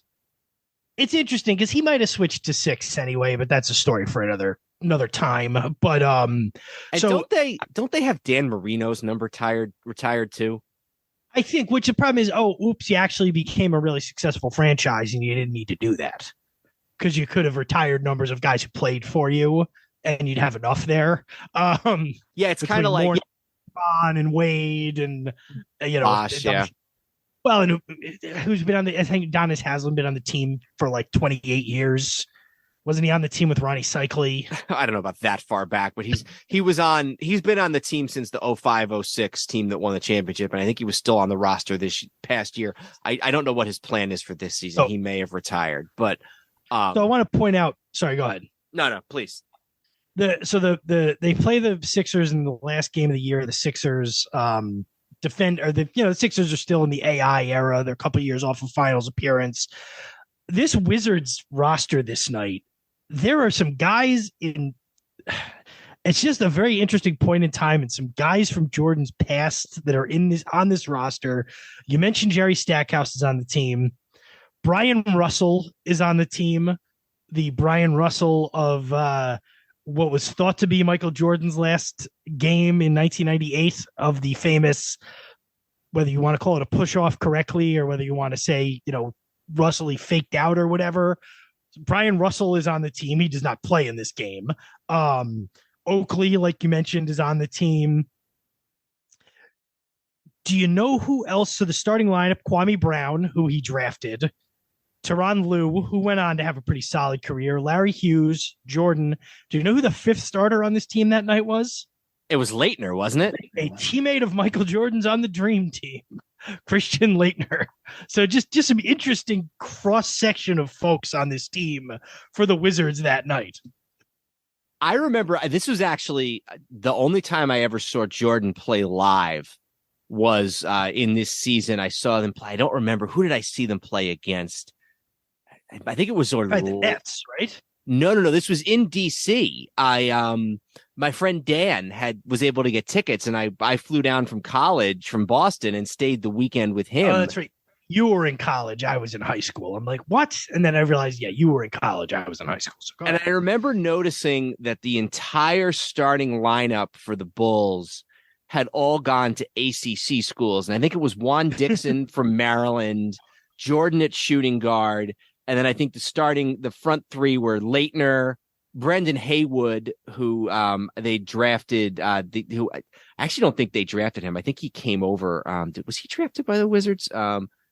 Yeah, he was drafted by the Wizards. So Brendan Haywood in his second year, who'd been the center at Carolina, and then Stackhouse also from UNC. So Jordan's influence was very clear, given that the whole starting lineup, at least that night, was all ACC players. But yeah, it's an interesting list of guys who had been a part of his team at one time or another. Also, one of the other things that I saw at some point, I don't know if this was in 99 or maybe 2000, but Phil Jackson kind of tried to talk him into joining the Kobe Shaq Laker team as sort of like a, off the bench guy, 20, 25 minutes. And you feel like those things get talked about a lot more than they actually happened, but it is still funny to think Magic about Johnson Magic Johnson on the Knicks when he was talking about coming back and maybe reuniting with Riley. Yeah, those things tend to get talked about more than they actually happen, but it's still funny to think how that might have happened. Oh yeah, and I'd never heard that. So that final game, again, it's the Allen Iverson Sixers who are headed to the playoffs, but their sort of peak is just behind them. They're 48-34 or 47-34 going into this game. Sort of a nice touch. The Bulls PA announcer, Ray Clay, the one who did the Bulls announcing all those years, to the tune of Sirius with the from North Carolina, is brought in by the Sixers to do that, to do Michael Jordan's introduction that night. Later on, years later, I believe, Jordan had a famous quote where he said, "I never heard anything after from North Carolina."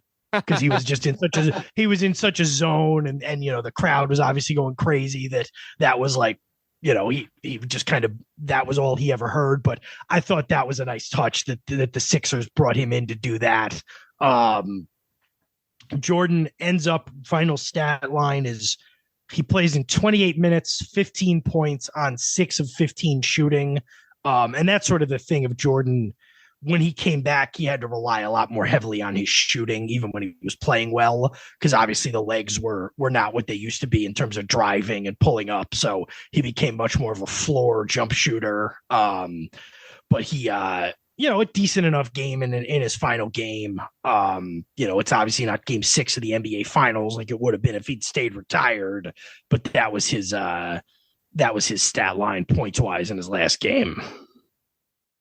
Just a couple of things. You mentioned Ray Clay, the Sixers bringing him in. The Sixers also present him with a golf cart as a gift before the game. It is driven onto the court by Dr. J and Moses Malone. the two of the greatest Sixers of all time, and Dr. J, who had been Jordan's hero when Jordan was growing up as a kid. Boys to Men, another Philly institution, sings "It's So Hard to Say Goodbye to Yesterday" between quarters. Jordan ends up with 6 of 15 shooting for 15 points, which you mentioned. With 9:41 in the third quarter, he makes the final field goal of his career. Philly's up by 19 points, so Jordan leaves the game, doesn't expect to come back in.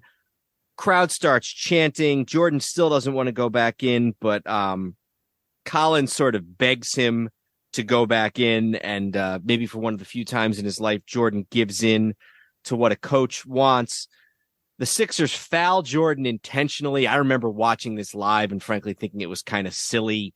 But he hits the 2 free throws, and then with 1:44 left, he leaves an NBA court for the third retirement. But this one sticks. There's never really any talk that Jordan is actually going to come back to the NBA after that. I think that, like Ruth, like Ali, he makes sure the fans know that he's got nothing left in the tank, and he disappears for a while. He ends up becoming one of the main owners of the Charlotte franchise and runs that team up until just very recently. I believe that ended right within the last couple of months. Yeah, so in June of 2006, he buys into what was then known as the Bobcats, now once again known as the Hornets, or now known as the Hornets. He's a minority owner at first, takes full control over the basketball operations. Interestingly enough, it's an article on the Wikipedia. They talk about in the 2011 lockout, he was the leader of a group of hardline owners who wanted to cap the players' share revenue. After years, and he had famously said in 1998 to Abe Pollin, who later became his boss, if you can't make a profit, you should sell your team. So, I've never cared for Michael Jordan. He always speaks highly of you. He must think I'm him then, because that's the only person I've ever heard him speak highly of. It has always been interesting to me that for 10 years he was the owner of the Hornets in Charlotte, which is, a basketball hotbed. A lot of guys from there, Carolina, Duke. I know they're not in Charlotte, but same state. And in this modern era of super teams and free agency and guys kind of calling their shot and ending up exactly where they want to go, we talked about LeBron James in Miami in the past. You never on any level heard a whisper of guys wanting to go play for Michael Jordan's team. And I always thought that was interesting. Hard to categorize his ownership of the Charlotte team as anything but I think the biggest success under him was they became the Hornets again. The team's never been any good or any of that, but just always kind of surprised me just how, as an owner, sort of irrelevant the Hornets were. Mm-hmm. You think a lot of things about Michael Jordan, you don't think irrelevant, and they kind of were, but got out of that, is still really Michael Jordan since 1998. I'll say at least earlier than that, but really primarily since 1998. Michael Jordan's vocation is being Michael Jordan, and all of the money and fame that reaps. You'd never get him to admit this, but you have to wonder on some level, he has to regret this Wizards thing, doesn't he? Every part of it, really. I don't know if he's a guy who has regrets. That's. I don't know if he's wired that way. I think, and I want to get to something else about his sort of post basketball or his post playing career in a second. Yeah, I mean, he definitely is not somebody who's going to own it. And, when they did The Last Dance, they very pointedly said nothing about his Wizards time. Whereas a year or two later, when Jeter did his documentary, his ESPN documentary that he, had the final say on, he at least was willing to talk about what had happened with the Marlins. So Jordan, I think he just tries to pretend it never happens. Regret is probably not his thing. This biography of him, this Roland Lazenby book, which I just finished reading a couple months ago. The basic story of Michael Jordan from basically the time he was about 16 is that the man doesn't have any empathy for others. It wouldn't seem in any sort of meaningful way. And, maybe his kids or his wife or that type of thing. We talk about just sort of in the, and he's done charitable work and stuff, but as far as just like on a day-to-day basis.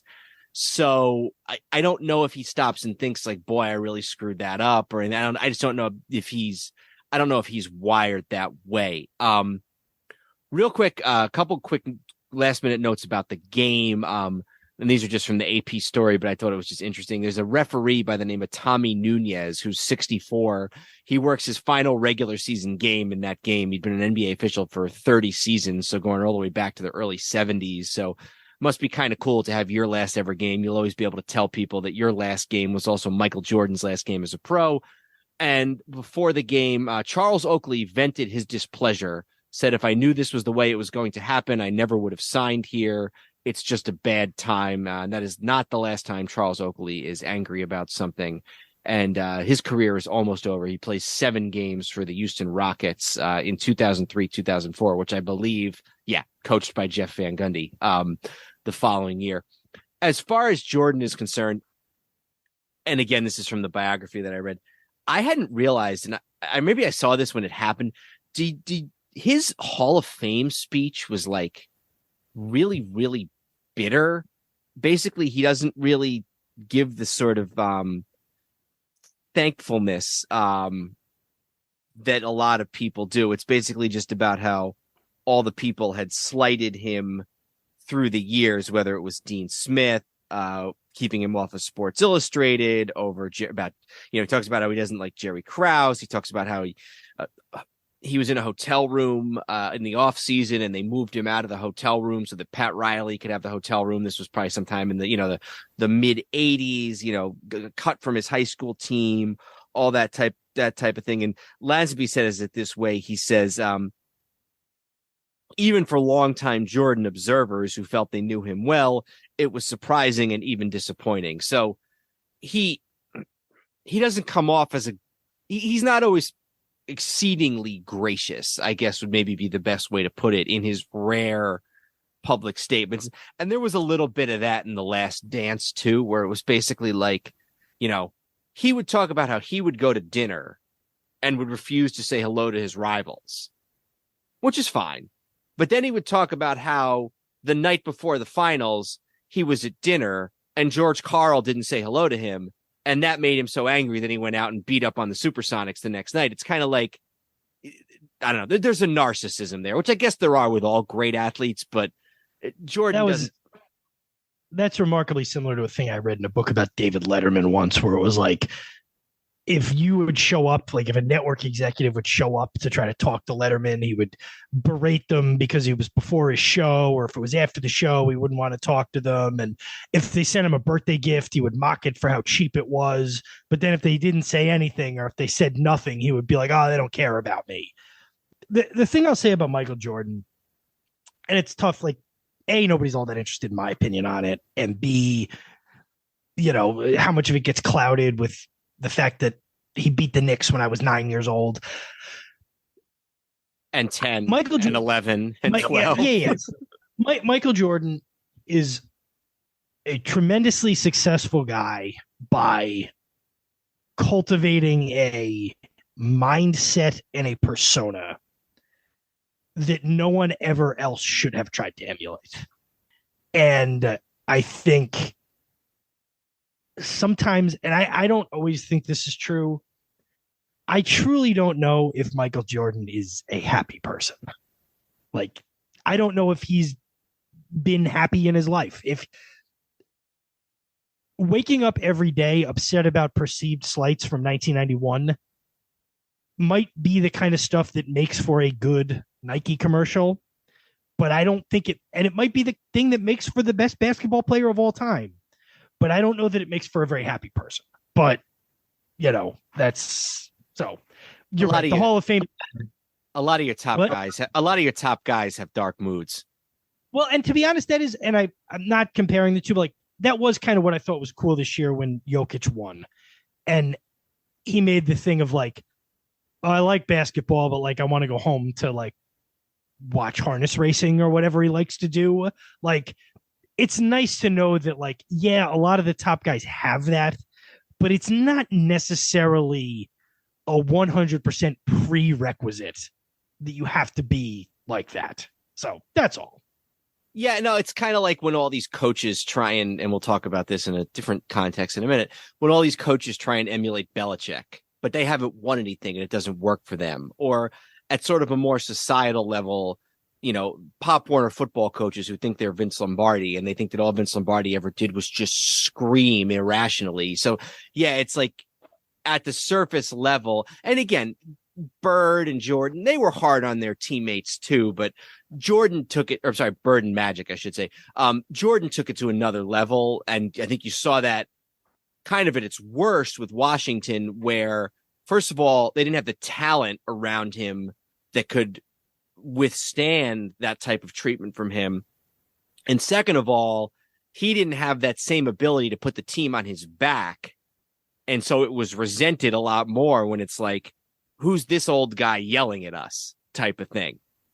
Well, and the perfect example of that, and, not to speak ill of the dead, but there was clips of Kobe Bryant in those later years with the Lakers, just berating guys.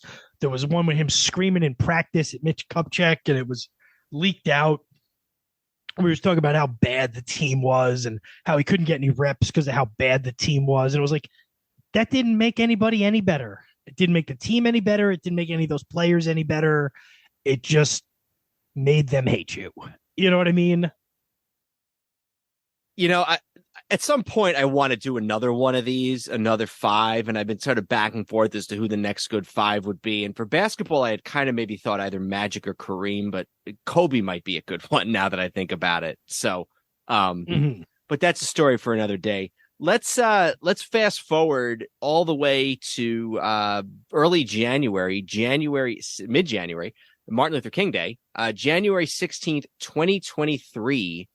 The Tampa Bay Buccaneers and the Dallas Cowboys in the first round, the last game. This was the first year of the Super Six, right? The extra team in the playoffs. No, 2 years. Oh, yeah. This was the second year. Okay, so this is the second year that there's been a playoff game in the NFL on Monday night, and that was the NFC South champion Tampa Bay Buccaneers against the Dallas Cowboys. The Bucks had gone into week 18 at 7-9 and had beaten the Atlanta Falcons to go to 8-9 and make the playoffs. And this ends up being Tom Brady's final game, at least as far as we know, his final game in an NFL uniform. So we won't go back to time itself, but let's go back to Brady leaves New England, signs with Tampa Bay. Brady's last game with the Patriots, in a lot of the closest comparable thing I can think of to how Brady's career ended was how his Patriots tenure ended. Now you have to ignore what happened in between, but Brady's last game with the Patriots, and the Patriots had been on a run. Forget about even the early title teams. I'm talking about since 2011, where they'd been at least in the AFC Championship game every year. They'd been to the AFC Championship game a lot. They'd been to the Super Bowl a bunch. They'd won 3 more Super Bowls in that later era. In the 2019 season, they play Tennessee in the wild card round, and they get their butts kicked in the second half. Brady gets intercepted a bunch. They get eliminated in the first round for the first time since 2009. 2 months later, Brady announces he's not going to re-sign with the Patriots. He's going to try free agency. He signs with the Buccaneers. Let me just real quick. I don't know. This has probably happened to a lot of people, but 2020 and especially sort of the spring of 2020 was such a crazy time in everybody's life that sometimes I forget things that happened in 2019, that fall. Like even like the Nationals won the World Series in 2019. And sometimes you kind of like have to strain to remember it because of how crazy things got in the world after that. But you might remember this too. That was a lot of talk throughout that 19 Patriots season, which was basically like Brady and Belichick are headed for a divorce. Like this is going to end. And then there'd be people that say, well, maybe that's overblown. Maybe it's not going to happen. But this whole thing had been brewing for a while between Brady and Belichick. And you'd heard it for years. And, you go back as far as 2008 when Brady gets hurt and there's Matt Castle and then, Ryan Mallett for a while and Jimmy Garoppolo. And there's all these thoughts that he's, that Belichick's never liked Brady. They both argue over which guy should get the credit, that sort of thing. Well, remember there was that thing where he had, I think it was 17 or 18. Cause I remember I was living in Boston at the time where Belichick hadn't named him Patriot of the Week all season. Do you remember this? I don't remember that. They hadn't named him Patriot of the Week all season. And this news story came out and, Pro Football Reference, they only left it up for like a night, but it was a joke because you know how they have on the side like all the awards the guy has won. They actually put 0-time Patriot of the Week as one of his awards. And on the second funniest thing on Sports Reference, second only to Kyrie Irving's nickname being World Be Flat, but that's another conversation. Yeah, so and I'll space this out so you can edit it if you'd like, but Patriot of the Week sounds like something you'd get from like if you give $500 to Donald Trump, they send you a thing that calls you Patriot of the Week or something. We could leave that in. I think that all political stripes can probably appreciate that. We'll leave that in.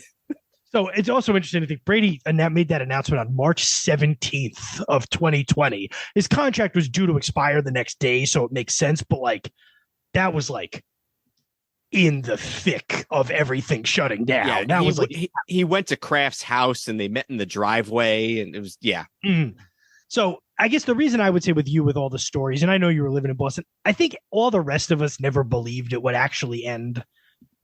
Because, they'd already broken so many other norms. They'd won 6 championships over a 20-year period. They won 12 games every year. It was like, no, they'll just keep doing this till he's 60. So like, it was shocking even when he made that announcement, I was kind of like, I'll believe it when he signs a contract with somebody else. You know what I mean? So he announces he's gonna move on. It's the biggest sort of media thing since Peyton Manning was, him and the Colts agreed to part ways. Obviously, there's a lot else going on in the world, but a few days later, he signs with Tampa Bay. It's a 2-year contract.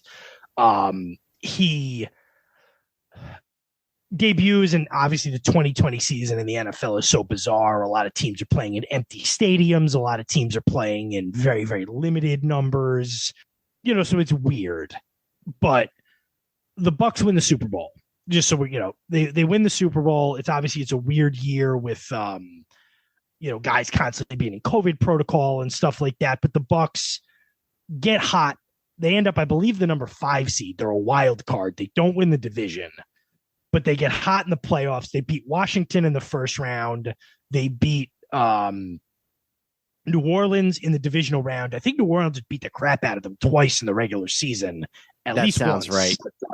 At least once. And then in the conference championship game, they beat the Packers in Lambeau Field. So him against Rodgers to go to the Super Bowl. They play the Chiefs in the Super Bowl. The Chiefs are the defending Super Bowl champions. They win the Super Bowl. Brady is, I believe, the MVP of the Super Bowl. He is. And even though it's limited capacity, they win the Super Bowl in Tampa. And that's the first time a team has ever played in or won a Super Bowl in their own stadium. Yep. So they win that year. A lot of people think, okay, he's got one more than Belichick. He's going to retire. The most human he ever seems is when they do the boat parade kind of thing for the Bucs, and he's drunk at the end of the boat parade, which is like a guy who's very talked all the time about like he's so strict with himself. Like he won't even eat like a strawberry because of the inherent sugar in it. So it was almost like, oh yeah, he's still got the capability of being a human being in there. It was kind of charming. Like, and you should also mention that part of that whole thing was that he was able to get Gronkowski out of retirement to play with them. Yep. So he announces he's coming back for the next year, and the Bucs are good again. Brady's the MVP, or he's the runner-up for the MVP of the league in 2021. They get to the divisional round. I believe they may have actually had a bye. Because I think that was still two buys. They beat Philly in the wild card round. Oh, okay, my mistake. They get to the second round against the Rams. They're down 27-3 in regulation. They're down 27-3. They come all the way back. They tie the game at 27. I remember watching this game. It was wild. But then the Rams hit a field goal at the end of regulation, and the Rams win. The Rams go on to win the Super Bowl. Had Brady left then, he's in Tampa Bay for 2 years. He wins a Super Bowl. He has another great year. The team is good. They obviously, they were in the divisional round and had this great comeback, although they came up just short. Brady has an almost MVP season at 44 years old or whatever he is. And for a moment, it seems like he feels that way too, because in late January, I believe the weekend of the conference championship games, Adam Schefter reports, and I have this great ESPN article that's like a timeline of this. Reports start coming out that he's going to retire. And it's all over. I remember I was in St. Louis, and there's reports everywhere that he's going to retire, and there's tributes start to come in. And he's sort of saying, well, nothing's decided yet. But then he does announce on February 21st or February 1st of 22, he officially announces that, yes, he is retired from football. Doesn't last. Yeah. So February 13th, during the Super Bowl, he's texting the GM of the Bucs, Jason Licht, and Licht turns to his wife and says he's really into this game. I don't think the fire is out.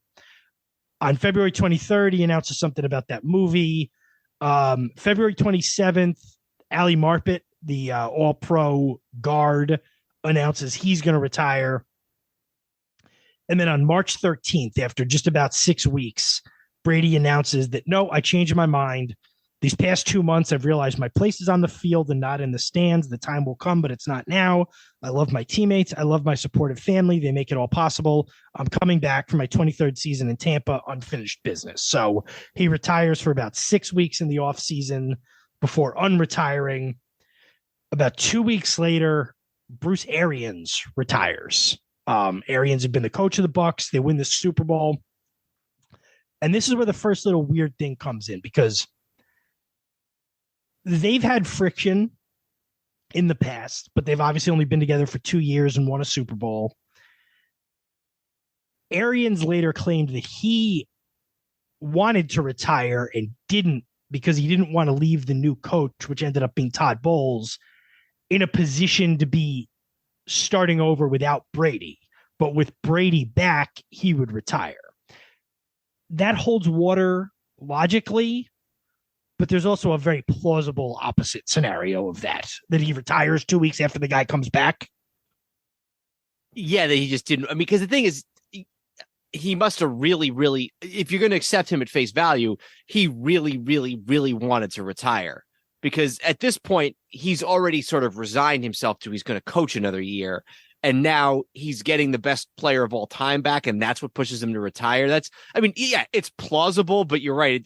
There's a little bit of an Occam's razor type thing where it's like, guy one comes back, guy two leaves. Maybe that's just all there is there. So in May, he signs this huge deal with Fox Sports to be an NFL announcer. He's still trying to get to that Patriot of the Week.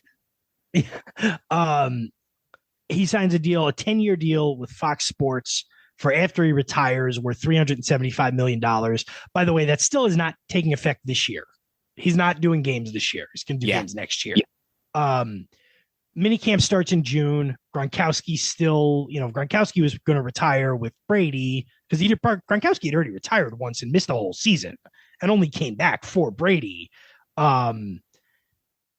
We don't often delve into people's personal lives here, but unfortunately, the story of his personal life is so entwined with this season that you have to.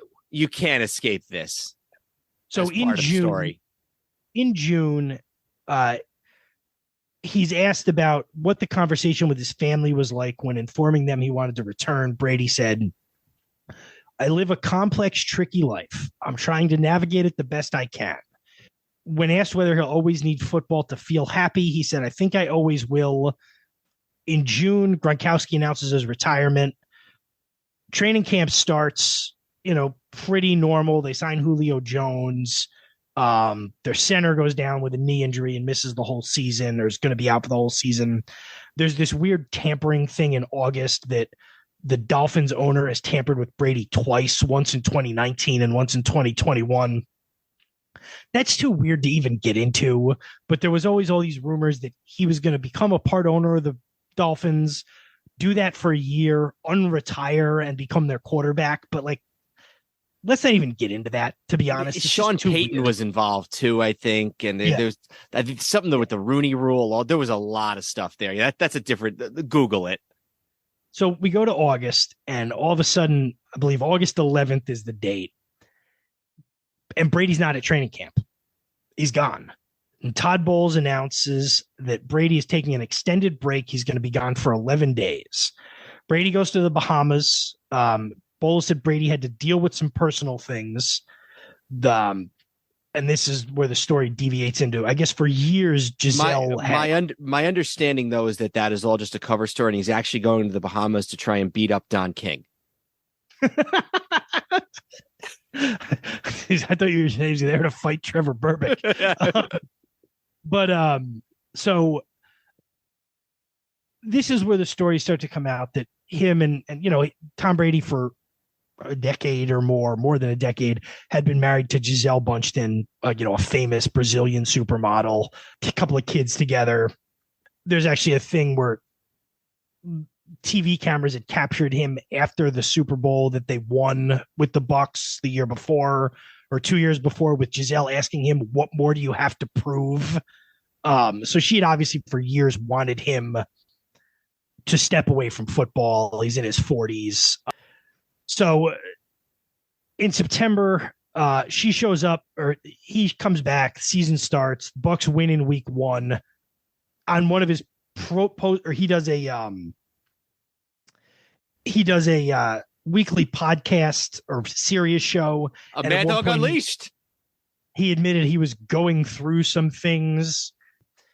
On December the 15th, he missed the team's Saturday walkthrough before the game.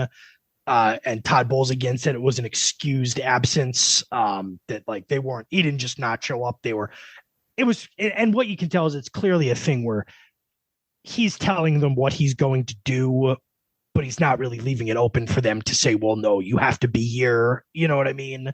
And that incidentally, that was not a joke. That serious show was on the Mad Dog Sports Radio channel. What I was going to say was that's tough for a quarterback. I remember when Roger Clemens came back with the Yankees that last year and he wanted to basically not travel when he wasn't pitching. There's guys you can let do that kind of thing. Your quarterback is a really tough guy to not have there all the time, no matter who it is. So in late October, the news of his divorce filing becomes official. So, divorces obviously are more complicated than just he came back for this season, but it's also, they don't even try to pretend, it has nothing to do with him unretiring. Obviously, this was a factor in the end of the marriage that may have been heading towards the end anyway, but this is entwined in it. Couple of quick points on that. Speaking of Sirius Radio, he had done an interview with Howard Stern, right in the bowels of the COVID lockdown time, where he had basically admitted that his continuing to play had been a sore spot in his marriage. So that's not something that was just made up out of whole cloth. And I think it was... he gave a quote in that interview, by the way, which isn't germane to this, but he got kind of hit for it. And I thought he was making a really good point where he said, like, I can't raise my kids like normal kids. Like, they're not. I've been famous since, for 20 years now. Like, it's tough because it's hard not to be this rich and spoil your kids. And people were like, oh, Tom Brady says it's tough to raise kids when you're rich. I'm like, that's really not what he was saying. But anyway, go ahead. No, but I do think that in a strange way does sort of tie in because, and this is maybe just me being a sports guy above all else, but the way this whole thing got covered was basically like, well, it's selfish for him to keep playing. And it's like, and I remember having a conversation probably with my wife, and she was probably mostly in agreement with me. And I was like, you got to understand, like, this is Babe Ruth, this is Muhammad Ali. This is not some guy who's the backup quarterback for the Browns and wants to keep, tooling around. This is the greatest guy. This is the guy who's the best ever at the sport that is by far the most popular in the entire country. Like, sort of like to your point about raising the kids, normal person calculations just don't factor in there. And there was all the talk like, well, she's just as successful as him. It's like, yeah, but he's the greatest all time. He's won 7 championships.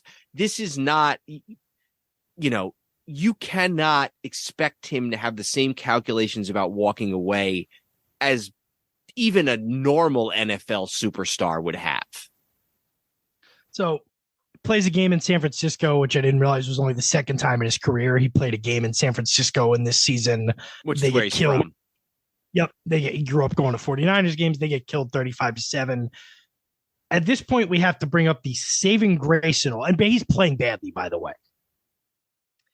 We have to bring up the saving grace in all of this for him, which is the NFC South. It's a pile of garbage, yeah. They are in a historically bad division with the Atlanta Falcons, the New Orleans Saints, and the Carolina Panthers, who are all struggling. So the Bucks are able to win this division with an 8-9 record. So even though it's clearly the worst season in Brady's career, by far the worst season in 15 years or so, by the time they even get into their last game of the season, they are locked into having won their division. So in week 18, the 17th, his last regular season game, they play because the Todd Bowles is like, we could still use some work. Like, even though we've clinched the division, Brady plays his last regular season game. They lose to the. So I didn't remember that. I thought they had to beat Atlanta. So you're saying that they could have been 7-10 and still made the playoffs? Well, this says because they lost the last game. Oh, they did lose to Atlanta. Okay, you're right. I'm sorry. Yeah. It says, despite having the NFC South in hand, Bowles say he will play his starters, including Brady, in week 18. They were locked into the 4 seed. They play against Atlanta. They lose. So that game doesn't make any difference, but they're the number 4 seed. They're going to host the Dallas Cowboys, who are the 5 seed, although in a lot of people's minds, the Cowboys may have been the second best team in the NFC. I think they were probably number 3 behind San Francisco, but they were a very, very good team. They were just in the same division as the Eagles, who ended up as the number 1 seed. But there's still this doubt. It's Tom Brady at home in a playoff game. What's going to win out, the 2023 Bucks or the history of Tom Brady? And before you get into this, I'll just say there was a tweet early on in this game that somebody said, and it was like, an overlooked factor in this game that people aren't discussing is that the Cowboys have been very good at football this year, and the Bucks have been very bad at football. And it turned out that was the truth. Yeah, so I had this game on in the background as we were podcasting, and let me see if I can sort of pull up the drive by drive here. And one thing I want to point out is, if you had told me going into this game, it's not going to be a close game, there's not going to be a dramatic ending, but Tom Brady's last game, like the fact that it was Tom Brady's last game is not going to be the story at the end of this game. I would have been like, well, then what the hell else would it be? So, yeah. So they trade punts for a little bit, and then Dak Prescott throws with about 6.5 minutes left in the first quarter. Dak Prescott throws a touchdown pass to Dalton Schultz. Brett Maher, the Cowboys kicker, misses the extra point. Bucks get the ball, and they go for it here. It looks like, oh no, they get the first down here. Okay, and then Brady throws an interception in the Dallas end zone on the ensuing drive. So the Cowboys get the ball back. They come down and score again. Prescott runs the ball in from the 1 yard line. Brett Maher, the Cowboys kicker, misses another extra point. Bucks get one first down, and then they punt. And then Cowboys drive down the field. Dak Prescott throws another touchdown pass to Dalton Schultz. Brett Maher misses another extra point. Real quick, you said we were recording that night, and I believe you left this in. We're recording talking about the Baseball Hall of Fame, and all of a sudden I go, this guy has missed 3 extra points, like just out of nowhere. And I think you did leave it in because you're like, hey, you're talking about the playoff game. I did leave it in, and I think I might actually find that and splice it in here. Because there's nothing that says we can't put our own audio clips in. So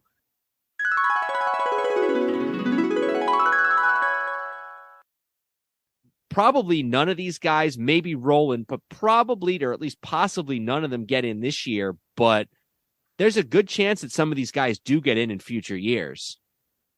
Yeah, I think Roland will get in this year. Makes sense. So you'd have sort of a 2-man induction of McGriff and Scott Rowland. This guy missed his 4th straight extra point. You know, I looked at the score a minute ago and I saw it was 18-0, and I don't know if something screwy had happened. Is it 24-0 now? They're up 24-0, but this guy's missed 4 extra points. Sorry, they ought to be really glad they're up 24-0 because this guy's missed 4 straight extra points. Now they win the game now, and they're going to play San Francisco. You got to cut the guy, right? I don't know. You got to bring in a different kicker. The guy can't make an extra point. That's going to come back to bite you at some point, I would imagine. Good. All right. Sorry. That's just. No, we'll probably leave that in. This is the Tampa-Dallas Monday night, the last game of Wild Card Weekend. I'm sorry, Super Wild Card Weekend. So, and Andrew and I are both very happy because the Giants won last night. So,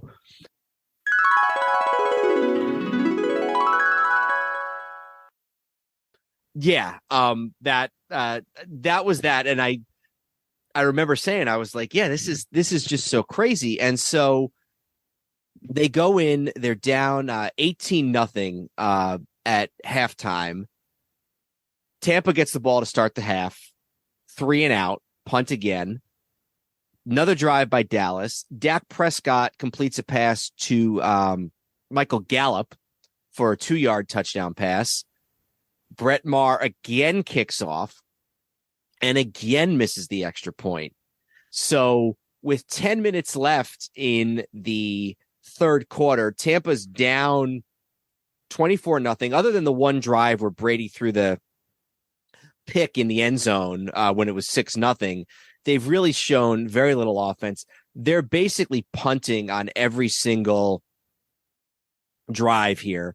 Finally, at the end of the third quarter, on the very last play of the third quarter, Tom Brady throws a 30-yard touchdown pass to Julio Jones, who had joined the team in the offseason the year before. As was supposed to be sort of Brady's new favorite target. Scores now 24-6, and so Tampa wants to go for 2 to make it 24-8 and a 2-score game. They missed the 2-point conversion. So through 3 quarters, 5 straight point after tries have been missed. I maybe this is out there somewhere. That has to be the first time that's ever happened in NFL history. Well, yeah, when you consider playoff games only go back to the 30s, like it might have happened it probably happened in college football in 1908, but yeah, because those guys were just punching each other in the face. So, but it was also considered like only a game you could play at Princeton and Harvard. exactly. Yeah, exactly. There's always that dichotomy. It's like college football is only played at the finest institutions, and everybody just dies. But anyway, go ahead. So by this point, the Bucks are done punting. They got to go for it. They go 4th and 11 from the Dallas 11. They go for it because they're still down 3 scores now. So they don't get that. And then they manage to get a 3 and out. This is by this point, there's about 8 minutes left less than that, 5 minutes left in the fourth. Brady does lead them on another scoring drive, throws a touchdown pass to Cameron Brate, gets the 2-point conversion. It's 31-14. So it's still a 3-score game now. So I guess it had been a 4-score game before that. Yeah. Cause it was 31-6. Marr had finally made an extra point earlier in the fourth quarter. And what they call a 4-score game is a Lincoln. They actually should call it that. And so they get an onside kick, but then they just, they get one more drive. They putter out, and that's the end of it.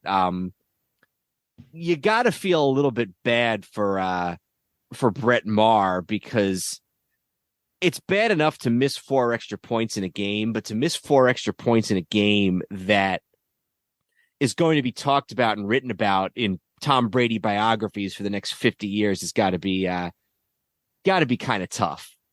So the only other thing you could say though is, when does a guy miss 4 extra points and it has absolutely no bearing on the outcome of the game? Yeah, well, that was the thing too. I didn't watch all this game because I had kind of was had it over my shoulder, and then by the time we finished recording that night, it was over. But it was just like, I just remember feeling like it was just a butt kicking. You could just tell by the body language of Brady and his fellow Buccaneers on the sideline. It was just, totally just defeated. Maher was the first player in NFL history to miss 4 extra points in a game. So that's that. Only other thing really worth noting is that one of Brady's receivers, Russell Gage, suffers a head injury and has to be carted off on a backboard in the fourth quarter. But he ends up eventually being okay. He's diagnosed with a concussion, but this was only 2 weeks after the Damar Hamlin cardiac arrest thing. So that was there was reason to be a little nervous. It's also worth noting, just from a selfish point of view, and I was thinking about this as I was talking here, we usually don't record on Monday nights. Well, we had recorded twice in that recent stretch, because we were recording on the night of the Damar Hamlin thing. You're right. That happened, and I was like, I couldn't concentrate. Like, I've listened to a few of the in memoriams from that night, and you can tell which ones we recorded that night because I'm barely paying attention. But go ahead, sorry. So yeah, that's probably why we did that Monday night one, because we were trying to piece through all the various colleagues of ours from the in memoriam. But yeah, no, I was fine. I was just thinking, I'm like, yeah, we usually don't record on Monday nights. But anyway, so yeah, I mean, there's really not much to say about Brady in that final game because they just stunk. They were never in it. He didn't have a good game. 35 of 66 for 2 touchdowns. 66 passes he throws. Yeah. Yeah. So yeah, it's obviously a very, and that's the thing, is like, his Bucks tenure was pretty much perfect if he hadn't come back. The 2 years, the one they win the Super Bowl, the second year, they're good. He's almost the MVP, but then he had to come back, and I'm not being flippant and saying he lost his marriage because of it, but he lost his marriage in that season, and the team was bad. He was bad. And, it ended with what we just talked about, a pretty dominant playoff loss at home. At least from an on the field point of view, at least you can't look at him and say he shouldn't have been out there. Ruth should not have been out there. Muhammad Ali obviously should not have been out there. I think you could probably even make an argument to some extent that Jordan should not have been out there. Brady, at least when he came back for that other season, he had reason to believe that it might go well.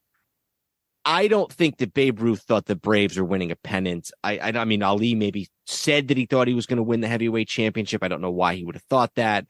And obviously, Jordan, but probably didn't think that the Wizards were going to be any great shakes.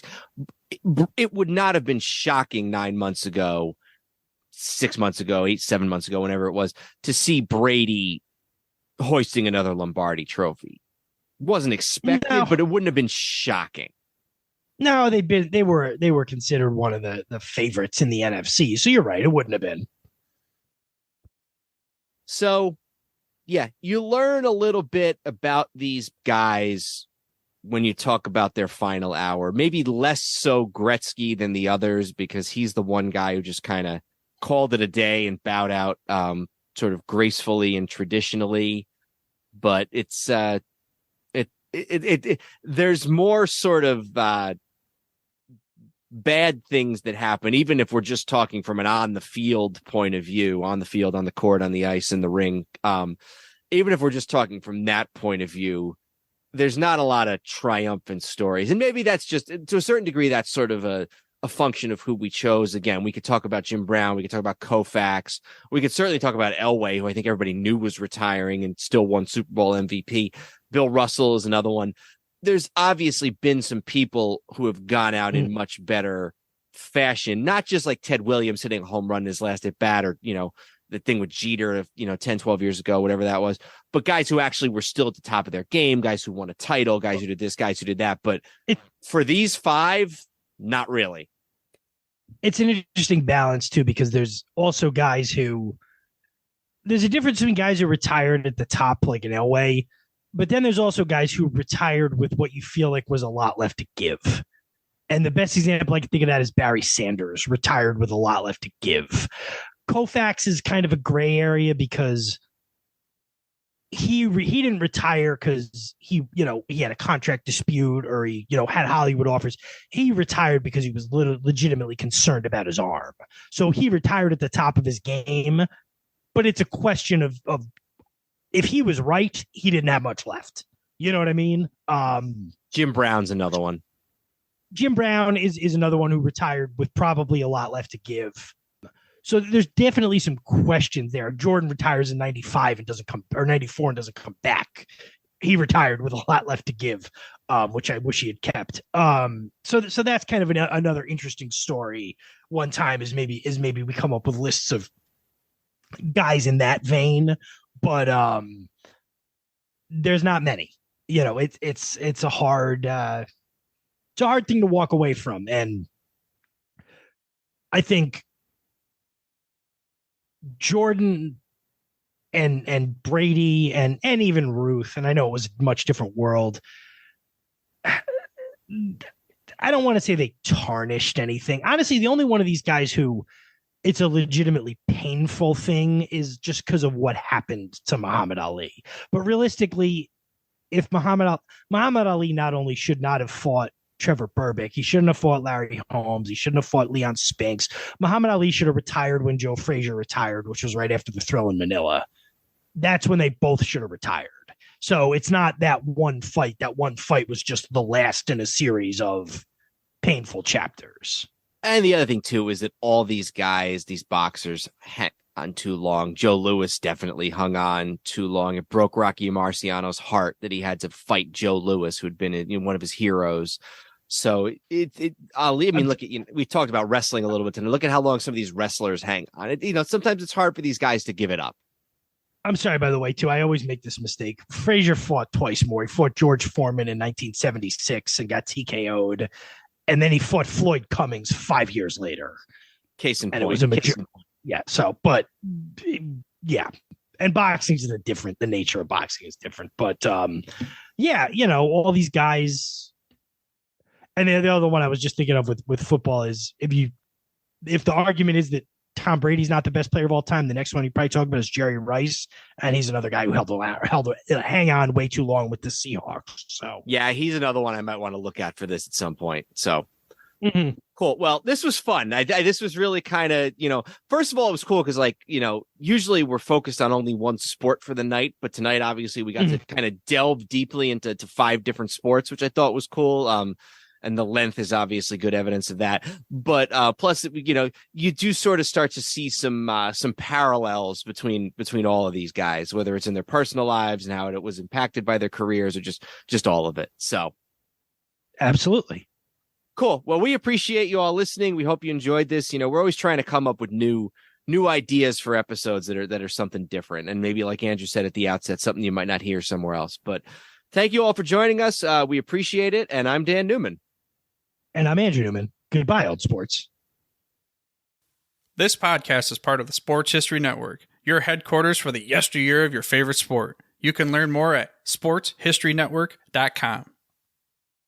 Hey there, sports history fan. This is Arnie Chapman, a.k.a. the Football History Dude, and I wanted to thank you for stopping by to listen to another episode here on the Sports History Network. Our podcasters are passionate about uncovering and sharing sports stories from yesteryear. And if you didn't know it already, we have over 30 shows across the network covering all sorts of sports history topics. In fact, here's a glimpse into one of our awesome podcasts here on the network. With every race, every qualifying run, and every pit stop, Tim Coffeen would feel the pressure and excitement. With his own podcast on the Sports History Network called Tim Coffeen Talks IndyCar and Racing History, Tim will share those very same racing emotions and memories with his listeners. Learn, laugh, and enjoy the world of IndyCar racing through the eyes of Tim Coffeen. How about that? I bet you're super hyped to go listen to that new podcast, right?